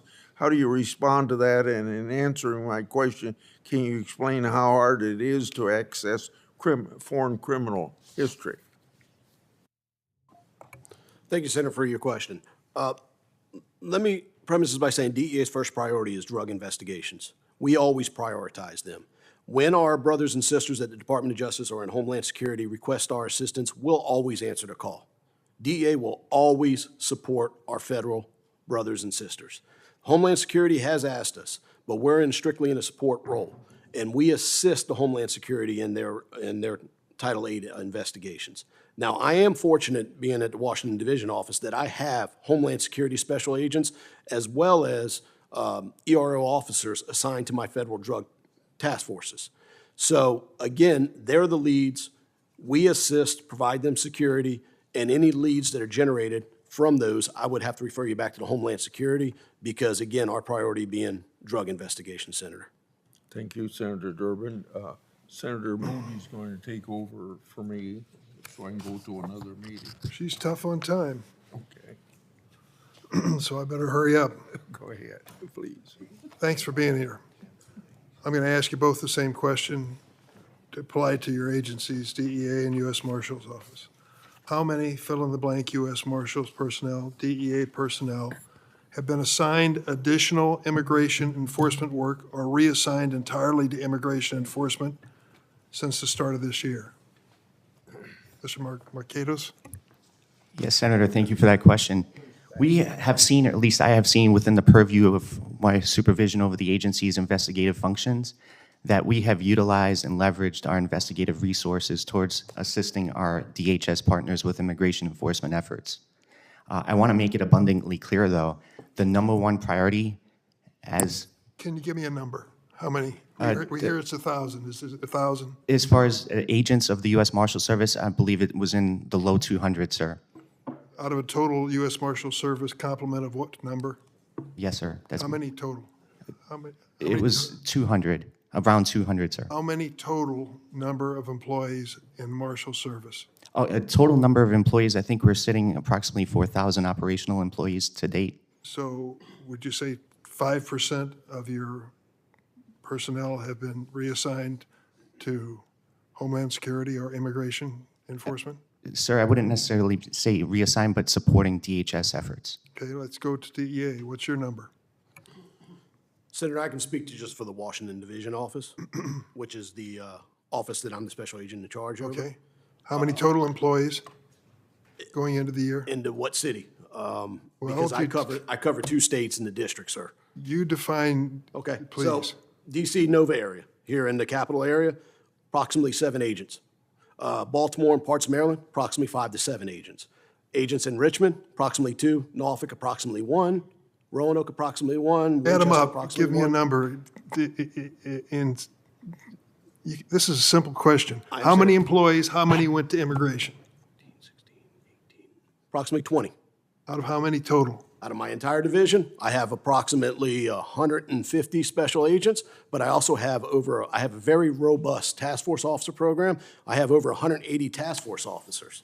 So when my agents are asked to support, because that, again, we're in a support role, our federal partners, we go support, and then my task force officers continue the drug investigations until my agents return to assist. So approximately 5% of the Marshal Service and 10% of your offices were diverted into immigration work.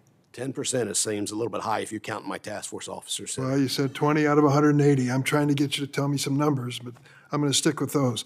So has this had any impact on the question of drug prosecutions in this last year? No, sir, at all, because, again, I have a robust task force officer program, and those 180 task force officers maintain my Title VIII Reuters story, Title 21. September 29th, 2025. The number of people charged with breaking federal drug laws dropped to the lowest in decades this year after the Trump administration ordered enforcement agencies to focus on deporting immigrants. A Reuters review of nearly 2 million federal court records found. So far this year, about 10% fewer people have been prosecuted for drug violations compared to the same period of 2024. Court records show a drop of about 1,200 cases and the slowest rate since at least the late 1990s. So there is a natural concern that this so-called big and beautiful mass deportation is diverting resources that could be used for stopping drug trafficking and crimes. And they go on to say, the pullback was more dramatic for the types of conspiracy and money laundering cases often used to pursue high-level traffickers. The number of people charged with money laundering dropped by 24% this year. So we're paying a price for the great, beautiful mass deportation, despite the fact that 70% of the people who have been stopped by the Office of Homeland Security and accused of drug crimes and, of immigration violations, 70% of them have no criminal record. Would you like to comment on that? Senator, I appreciate your question, and I did read that article in question. I just saw it yesterday morning. We at the DEA and in Washington Division, we arrest. We don't have any say in charging, and we don't always take our cases into federal court. A lot of times we take them into state and local courts as well. So again, if you have any questions about charging as well as the reduction of charges, I would refer you to my partners at the United States Attorney's Office. If you listen to this hearing, I could come back and say, you're soft on crime. You're soft on crime. You're not prosecuting as many cases of drug violators as even under the awesome responsibility of Joseph Biden. You're not keeping up with that standard. Take it away. Thank you, Ranking Member. I'll just stay along that topic for a moment. Having been a federal prosecutor that worked very closely with federal agencies, including the DEA, having been a wife of a DEA agent and a law enforcement officer, I have some simple questions just to follow up along that line so the American people aren't misled. In fact, in many instances, especially within the DEA ranks, many of our drug traffickers and others who came into the country that went on to coordinate with cartels and other foreign nations, many are here illegally. Is that correct, sir? Yes, ma'am.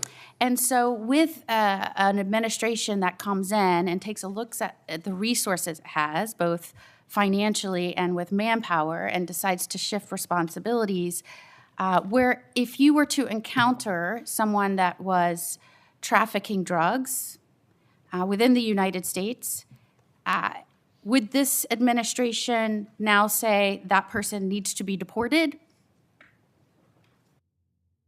Ma'am, it could go both ways. We could prosecute them first for the drug trafficking, depending on the level of narcotics that they're in possession with, their criminal history. But in many instances, they could be simply deported back to their home country so they couldn't continue to sell drugs within a community. Yes, ma'am, that does So happen. isn't it true that this administration has shifted resources in many respects? Some of the international water operations have been amplified and assisted by the military now, and in many instances, not just the DEA, but others are helping with those here illegally that are committing crimes, such as in Chicago right now, where they've surged resources to go after those here illegally with crimes, that have committed crimes, right? Ma'am, as the Washington Division SAC, I really don't want to speak to Chicago because that's a different division. All right, well, let me talk to you about Washington. Okay, thank you, ma'am. In Washington, it made perfect sense for the federal agents to assist in going after those that were here illegally that had criminal histories, correct? Yes, ma'am. And in your experience, those that are living here and have had to live in an environment high in crime with no one taking that seriously, were welcoming those efforts, correct? Yes, ma'am. As a matter of fact, I've been out since August 7th numerous times with people on the streets with the task force, and I can tell you from firsthand, I've probably gotten more thank yous for being out on the street than anything else. I've also received numerous letters as well as verbal accolades for the DEA agents helping Metropolitan PD. Several of these letters that these officers have sent have been very nicely written, thanking us, and their main concern is when we leave. But as I've said, we've always been partnered with Metro PD, and we'll never leave. Let me start, and I meant to start this way, and I just wanted to make sure that everybody understood that shifting resources when you have an administration that's coming in and wanting to prioritize and get back to mission of protecting communities, that is something that is done repeatedly as administrations change and priorities change, and there could very well be a lot of crossover in those missions, correct? Yes, ma'am, and I would also And I just want to make sure that I'm staying on time here, so let me start by saying thank you to you both for embarking on lifelong careers of law enforcement service. I believe it takes a really special, selfless, brave individual to say, I'm going to put my life,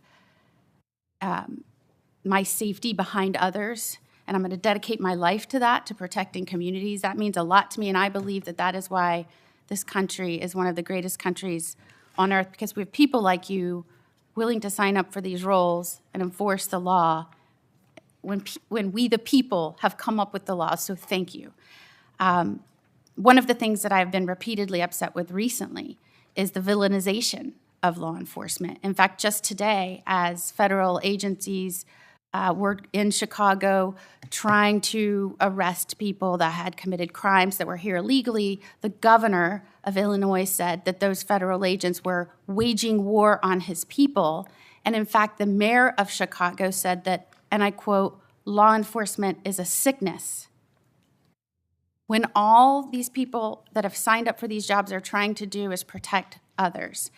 Here in DC, you had an attorney general when there was carjacking epidemic, and trying to explain why he couldn't protect or do anything about it, said that you can't arrest your way out of this situation. Do you believe that you can protect a community, Mr. Marquetos, by arresting violent criminals and those to seek to do others harm? Senator, thank you for that question. Absolutely. No question about it. And do you believe that the rhetoric that has been put forth by so many Democratic leaders around this nation is having an effect on the morale and the job of those like Mr. Gomez and other law enforcement officials around the country? Senator, the beauty of the U.S. Marshal Service is that we are a non-political organization. We are career law enforcement officials that want to make a difference and safeguard our communities. And do you believe that they will press on and protect the American people despite all of these statements that I would say incite violence against law enforcement? Again, Senator, I think with the U.S. Marshal Service uniquely placed in government, with our primary responsibility being the protection of our federal judiciary, the U.S. Marshal Service stands side by side with our state, federal, local law enforcement partners to make a difference and make an impact on violent crime. Thank you. Senator Whitehouse? Thanks very much, Chairman. Mr. Marquetos, welcome. It is one of the jobs of the Marshal Service to provide protection to our federal judges. Is that correct? Senator, thank you for the question. Absolutely, yes. And it is a federal crime, for instance, under Section 115, to threaten a judge. Is it not a federal crime? Senator, off the top of my head, I don't know the statute, but it is a federal crime if you do threaten our federal judges. And it can also be an obstruction of justice crime to threaten a federal judge if the effort is to influence, intimidate, or impede the judge in the performance of his or her duties. Is that not also correct?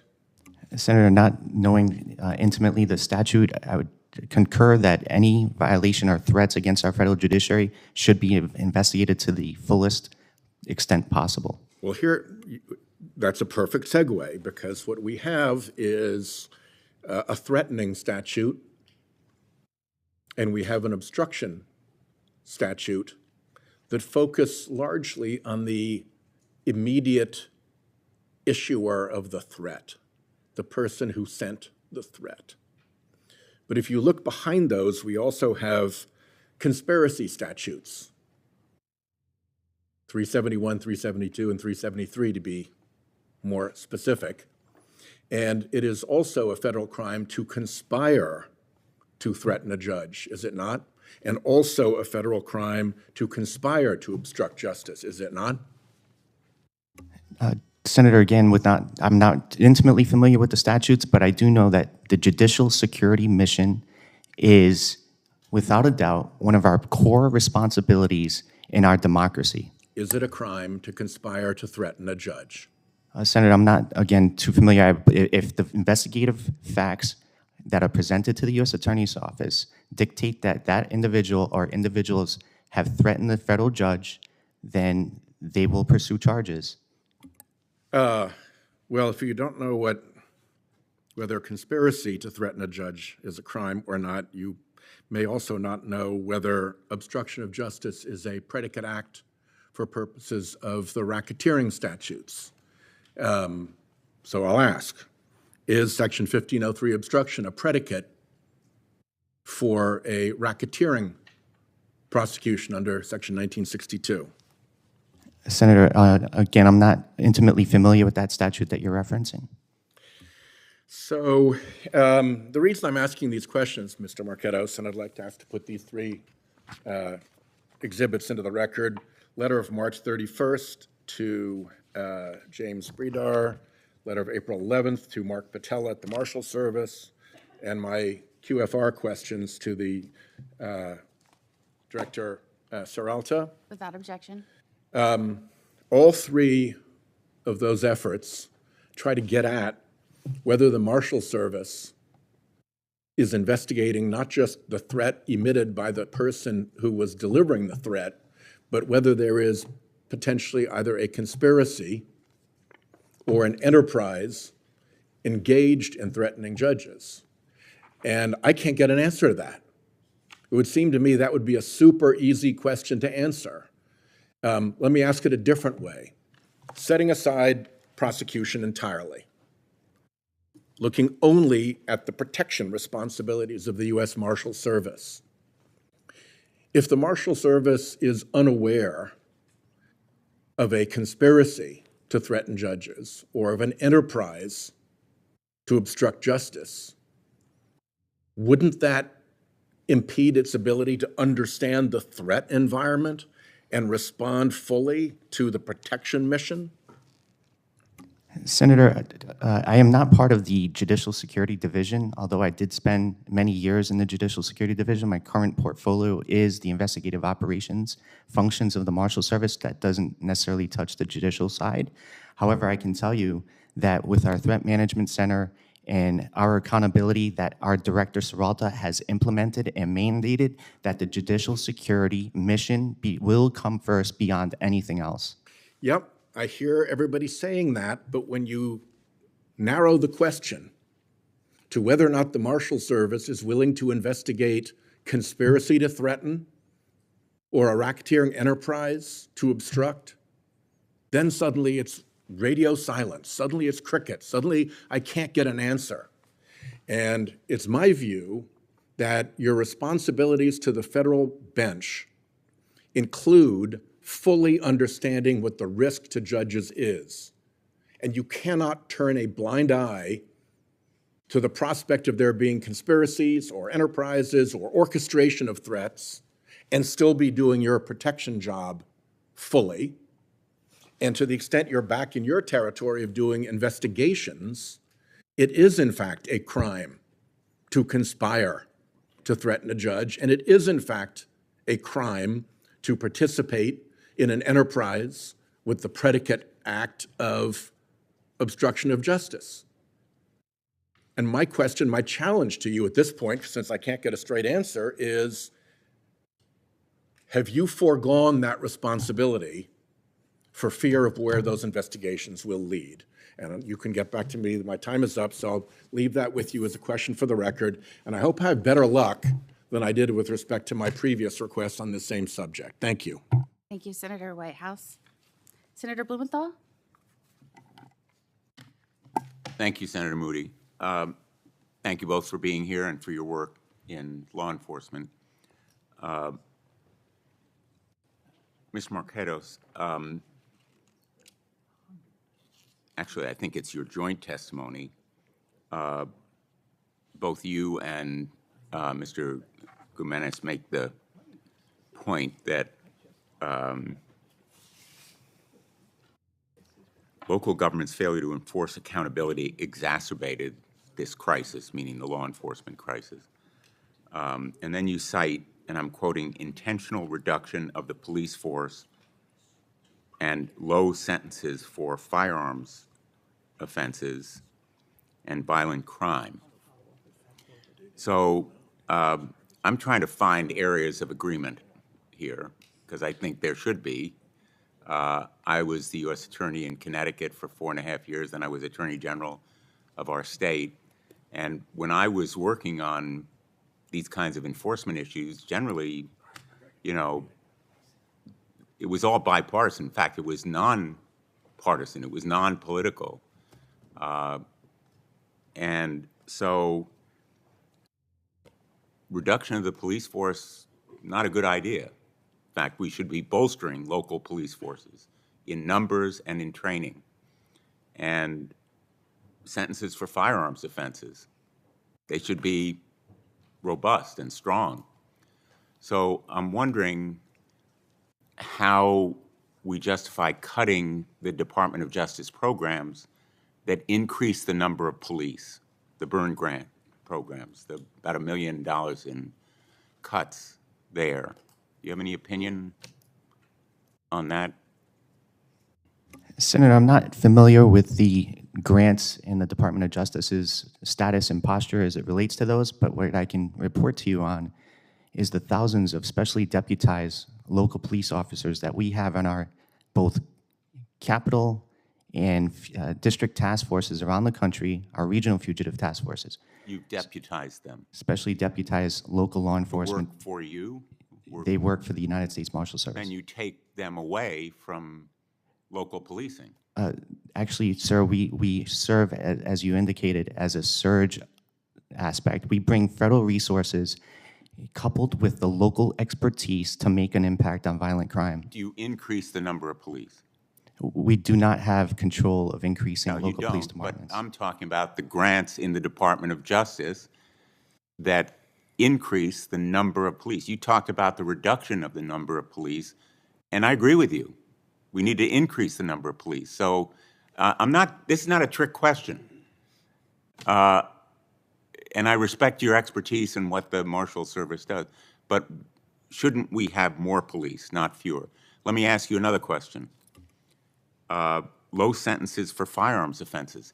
To increase the severity of firearms sentences, don't we need more investigation, more aggressive use of ATF, which is responsible for investigating firearms offenses? So let me ask you, Mr. Gumenes, are you in favor of the DEA-ATF merger? Senator, thank you for your question. As especially in charge, that's above my responsibilities. But I will tell you this. I am fortunate that I have ATF in the bulk of my groups, in my enforcement groups in the division. In any firearms investigation, we work together and we generate leads. We pass them. We also have ATF at our Special Operations Division, which is 37 different agencies. So any leads generated that we've done from our arrest and seizures and passed to them, they run with, they continue, and any type of deconfliction is done through SOD. So wouldn't you agree that they should be increased in the resources they have? And as you know, they've been cut. Senator, again, I don't want to speak for the ATF. I can tell you that the ATF assigned to the DEA task forces are doing very good work, and we appreciate their partnership. And how about the DEA? It has been cut in resources, hasn't it? Senator, my division has not been cut. And as a matter of fact, I've been fortunate to obtain additional task force officers, as well as task force officer positions, as well as special agent positions. As a matter of fact, one of the things that Administrator Cole— But I'm talking overall, and I apologize for interrupting, but I'm about to run out of time. Overall, DEA and ATF have been cut in the resources made available. Maybe not your SAC, your section in DC, but overall, both DEA and ATF have been cut in resources available. Again, Senator, I haven't seen my budget cut. I would refer you back to the Department of Justice if there's a question of Thank that you. nature. My time has expired. Thank you both. Thank you, Senator Coons. Thank you, Senator Moody, and thank you to our witnesses today for your service and for all that the U.S. Marshals and the DEA have done nationally and in my home community. I spent a decade in county government. I was the county executive for 6 years and responsible for the second largest law enforcement agency in our small state of 1 million people. But my agency did policing for 500,000 people. And we benefited from many federal task forces, from working with ATF, with FBI, with DEA, with the Marshal Service in order to clear warrants that had been long unserved, to arrest dangerous felons who'd come to our state from the region, to investigate and bust gangs that were dealing in drugs. Federal resources really can help local law enforcement. And I'm the co-chair of the Bipartisan Law Enforcement Caucus with Senator Cornyn. And frankly, we recently did an event on judicial safety where we heard from federal, state, and local judges who had been threatened. If I might just follow up on what Senator Whitehouse was asking briefly, Mr. Marquetos, I assume he was referring to the very recent rise, the alarming rise, in the delivery of pizzas to the homes of federal judges and their families using the name of Daniel Anderl, who's the murdered son of New Jersey Federal District Court Judge Esther Salas. I've heard from federal judges about their alarm about this so-called pizza doxing, and that it's happened not a few times, but literally over 100 times nationally. Is this something the Marshals Service is investigating, the potential for there being a conspiracy to deliver these pizzas all over the country to federal, district, and circuit court judges and their families at their homes? Senator, thank you for that question. Again, the Judicial Security Mission will and always will remain the focal point of the United States Marshals Service. Under So the are you leadership, investigating the possibility of a conspiracy that's actually delivering in an organized way these pizzas to threaten our federal judiciary? Senator, I am aware of this inappropriate activity, and the Marshal Service is looking into it. Thank you. I'd welcome more information about what exactly you're doing. My hometown, to get back to my main point, forgive me, the city of Wilmington and Newcastle County saw a steady rise in violent crime over a number of years for a variety of reasons. And under the two previous administrations, first Trump administration, Biden administration, I worked hard to ask for, get, and deliver more federal law enforcement resources that in partnership with our city, county, and state police did a remarkable job. Part 1 crimes, and in particular murder, robbery, rape, are down significantly compared to where they were just several years ago. It's been a real positive story of more policing resources delivering a safer community. What I'm concerned about, bluntly, is the way this whole hearing was framed. Framing crime as a blue city issue, I think disrespects the hard work of law enforcement, the impact on communities, the victims and their families that yearn for real solutions. When we've got some very positive, concrete stories in both red cities and blue cities and red states and blue states about real progress in fighting crime and bringing it down. My concern is that this year, the Trump administration has taken concrete actions that have canceled hundreds of millions of dollars of the Office of Justice Program grants, including some that were helping in my community, effective gun violence prevention, policing and prosecution programs, and victim support services, literally defunding our local police, and diverting federal agents and prosecutors who've been investigating violent crime, drugs, and corruption in my home community to a mass deportation agenda, and that has rolled back common sense gun safety regulations. So, Mr. Gumenis, if I might, can you just answer, Reuters is reporting that federal drug arrests and prosecutions are down this year compared to last year, and in fact that prosecutions are at the lowest level in decades, which some sources in the story attribute to the decline in focus on these areas and refocusing on immigration. Have you seen a slowdown in arrests in your area of responsibility? And what's your explanation for the slowdown in prosecutions that may have resulted? Senator, thank you for the question. I believe that that article was referencing just prosecutions, but for arrests in my AOR, I'm actually up this year. As a matter of fact, my division has seized more fentanyl this year than we did last year. So for my division, our arrests are up. I think that's good news. More broadly, we've seen the diversion of federal law enforcement sources from fighting complex crime to managing and responding to street crime. Since the start of the DC emergency, how much of your manpower in terms of agent hours has been devoted to street patrols, and how's that relate before the emergency? And then is that something all of your agents are doing? And how do they account for the time that takes out of the complex investigations that the DEA is really specifically talented at? And you can briefly answer. Thank you, Senator. Senator, thank you for your question, but I think that was about 3 questions, so if I can break them down on each one, if you don't mind. I think I'm the last questioning senator, so perhaps the chairman ahead. will Okay, indulge thank you. me for a question or two. No problem, Senator Coons. So we haven't changed our posture. DEA will always answer the call. If it's a long-term investigation to if it's support in the Metropolitan Police Department, support to any state and local agency that's within my AOR, my area of responsibility. I apologize. For example, we started this surge on August 7th, and I had my division kind of pull the numbers, so that's about a month and a half, give or take. We have still arrested 23 individuals. We have still seized $51,000, 28 firearms.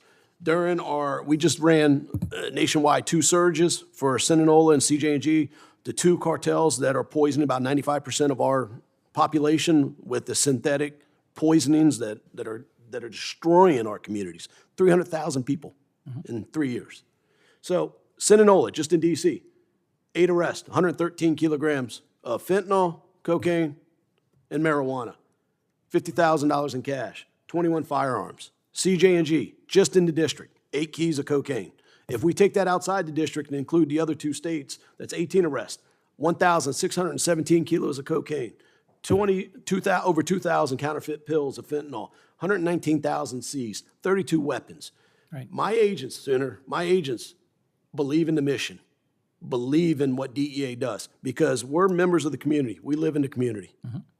We shop in the community. Our kids go to the same schools as anybody else in the community. We believe in the mission, and we're not going to stop regardless of what it is. Even if they're told to go do something else for a couple hours, they're coming back to fulfill their mission because they believe in the mission of DEA. And it is, as a community member, it breaks my heart to see someone like Ms. Cook sitting over here talking about the death of her son. And the amount of people that I speak to that lose their child to fentanyl trafficking breaks my heart. 300,000 souls that will not be at Christmas or Thanksgiving dinners over the last 3 years because of that synthetic drug and that carnage that the cartels are pushing on our community. So to answer your question, I know it's long-winded, but my men and women at the Washington Division are passionate. And as Senator Moody will tell you, every DEA agent is passionate about what we do, and we will save our communities. Special Agent Gimenez, thank you. Let me be clear, in my experience, I've seen highly effective DEA agents come to partner with state and local law enforcement, and where local law enforcement was doing the street-level patrolling and the arrests, elevate our ability to actually interdict, investigate, arrest, and then refer for successful prosecution complex drug rings. But I wouldn't, unless there was a dramatic increase in the number of DEA agents, I wouldn't ask those DEA agents to do what the patrol officers of the county police department were doing. And I just want to make sure that we are not taking very specialized and talented DEA agents off mission in order to do something that shows visibility, but doesn't ultimately use your unique skills and talents. I have experienced that passion among the DEA in Delaware, and I'll just conclude by saying I appreciate it. I just hope, as someone who believes in community policing and in federal, state, and local partnership, I hope we are making the best use of your resources and not cutting critical programs that have been shown to work to interdict and fight crime. Thank you. And thank you, Thank you, Senator Coons. I want to thank our witnesses. I know appearing in front of a Senate Judiciary Committee is not an easy thing. I know it takes a lot of preparation and a lot of communication with your agencies, but we appreciate you making the time to be here. Again, I will end as we should have all begun. Thank you for signing up for these jobs. Thank you for not just becoming officers, but for volunteering to lead them, because I know that is another task all in of itself in keeping up morale these days. I want to thank the Judiciary Committee staff for coming up with and preparing for this hearing. I know that the question of function of our agencies right now is a really important one for us to discuss, especially when we have areas, states, and cities where you might have a mayor, a governor, a city council, none of which are supporting those basic functions that protect the community, when it's necessary to have people come in and step into the breach and take up that cause of protecting vulnerable people and victims of crime. So thank you. This was a very important hearing. Thank you to the staff. This will conclude our hearing. I also want to thank everyone in the audience for being so polite and respectful of the senators and the witnesses today. If the witnesses were asked any questions that you'd like to answer, you may submit those after this hearing. For the record, you can return those to the committee within 2 weeks of receiving the questions, or within 2 weeks of any questions that were asked of you today. With that, this hearing is adjourned.